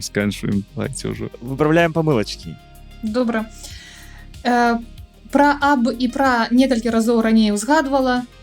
Скажу Нам яшчэ раз. трэба Відаць, больше. Аб спрачаць? трэба. Аб што? Ты сказала пра аб? Ці што? Пра выкарыстанне аб чым, напрыклад, і пра што. Аб Пра чым? што. Окей. Аб мы выкарыстоўваем больш у нейкім афіцыйным кантэксце. Вось калі гаварылі пра законы, там аб законе, аб пастанове і так далей. Калі проста пра што заўгодна вось жыццёвае, побытавае, то лепш пра. Але гэта не грубая памылка, ужываюць, але можна так, для чысцення мовы. Фантазіяваць, калі вы хочаце ірава пазбегнуць. Прасціна. Так, я казаў простыня, так. А ведаеш што? Хачу яшчэ не спраўдзіць, прабач. Так, Лёша. Што? Прасціна, на А. Прасціна. Я як сказала, прасціна, Прасціна. прасціна, так, на Мгм. А націск. Вось яшчэ было у нас цікава слова цепенець. Ланцужець? У залежнасці ад кантэксту там можа быць нямець, дранцвець, дубець, Дранцвець, вось, дранцвець. шэрхнуць нават, шэрхнуць, але Шэрхнуць так, гэта ўжо нешта- Чарку шэрхнуць, не? каму што. Але там у залежнасці ад кантэкста і слоўніка, канешне. Так, Пра так, грудзі. я Чаму мы там жартавалі, ці звярнулі на гэта ўвагу? Так, грудзі ў Цыцкі беларускай там. мове толькі... Так. А грудзі толькі ў множным ліку, так? Так. А цыцка можа быць адна? Ну, можа быць. Так. Чаму не? Так. Блін, тады Ну, мой дарэчы, беларускай мове, яна можа быць гучыць грубавата, у беларускай мове нічога... Як і ў польскай мове, гэта нармальна звычайна. Але грудзі ў множным ліку не здзівіш, альбо не здзівім, не здзівіш націск. Па чым? Па дрэву. Хаця, напэўна, не памятаю, можа быць, і было правільна. Па ўсім свеце. Таксама канчатачкі тут і ўсё. А яшчэ я хацеў адзначыць, якое прыгожае слова аброжак. Я першыню ў жыцці яго пачуў, я заўсёды казаў ашыйнік, а гэта аброжак. Так. Дзякуй вялікі. Дарэчы, 100 разоў казалі пра гэтыя ашыйнікі, амерыканскія, кітайскія, так. Ну. але слова абадок у слоўніках таксама, калі што ёсць. Яно, канешне, выбіраючы паміж гэтымі дзвюма, то хочацца выбраць аброжак. Ну, так. Ну, абадок это для мяне ввогуле, які калісьці дзяўчыны модна было так закладаць на валасы. Яшчэ калі я ў школе Абадок? вучыўся, ось так. Як мы это Цікава. называлі? Обруч. Ось. А. На галаву. Ну, А ў мне бадок это там, дзе шмат мікробаў жыве. Окей. Добра. Можа, і туды Ці ёсць- з'явіцца якая прылада цікавая. Ага. Ці ёсць і шаі прылада, гэта важна. Ці ёсць у нас верш на сёння і вынік вершаў з папярэдняга разу? У нас не было конкурса вершаў Не перадні было раз. папярэжна. Не Так. Так. Значит, А Але гэтым разам- сітуатыўна. Так. Сітуатыўна, ты сёння нам прачытаеш што-нибудь? Так. Давай. Кранаю рукою кавалачак неба, бязважкім раблюся і маю патрэбу свяціць быццам зорка сярод ліхтароў і крочыць бясшумна па гмахах дамоў. Каб мы летуценныя шлях не згубілі і яркім святлом у натоўпе свяцілі. Кранаю рукою кавалачак неба, быць зорамі ў цемры, вось тое, што трэба. Антон Янковскі. Тут ужо Я скажу. ўжо думаў GPT 5.5. Дзякуй вялікі. Не, GPT Дзякуй. яшчэ до такога. GPT яшчэ. Так, няхай Але тут вучыцца. вельмі сэнс, мне падабаецца сэнс гэтага верша. Так, так. Дзякуй, што Дзякуй вам, ребяты. 2 гадзіны 15 хвілін. 0 жыцця. Вось, мы все вельмі рады. Эмілія, Лёша, Женя былі з вами. Мы гэтым разам трошечкі затрымаліся, але звычайна мы выходзім раз на 2 тыдні. Распавядаем вам па-беларуску пра цікавыя беларускія, не толькі, навіны, пра штучны інтэлект. Вось, калі ласка, подписывайтеся, поставьте нам падабайку, напишите нам, калі вам падабаецца, калі вы сапраўды... Так, не забудьте любіце, што мы напісаць, робіце. якімі мы вам падабаемся больш, вечаровымі альбо ранішнімі. І ці адчуваеце вы гэтую розніцу? І 2-гадзінавымі або 6-гадзінавымі таксама. І 2 гадзіны Вось. альбо 2 гадзіны 16 хвілін. Прыязджайце Просто на напішыце тутаку. што-небудзь. Так. Калі хочаце пабачыцца, прыязджайце на тутаку альбо на летуцень, так? У Кракове. Так. На тутацы мы будзем хутчэй за ўсё записывать выпуск, а на летуцені хутчэй за ўсё у нас будзе просто размова з Агульная падпісчыкамі. лекцыя, так, дзе мы паспрабуем распавесці, так, цікавыя рэчы. Мы Вось, гэтага мы яшчэ будзем і не там, і там. анансавалі, але... Так, яшчэ не анансавалі, але мы збіраемся і туды, і туды. Вось, таму будзем рады з вами пабачыцца. І дзякуй, да пабачэння. Дзякуй, да сустрэчы. Пакуль. Бывайце.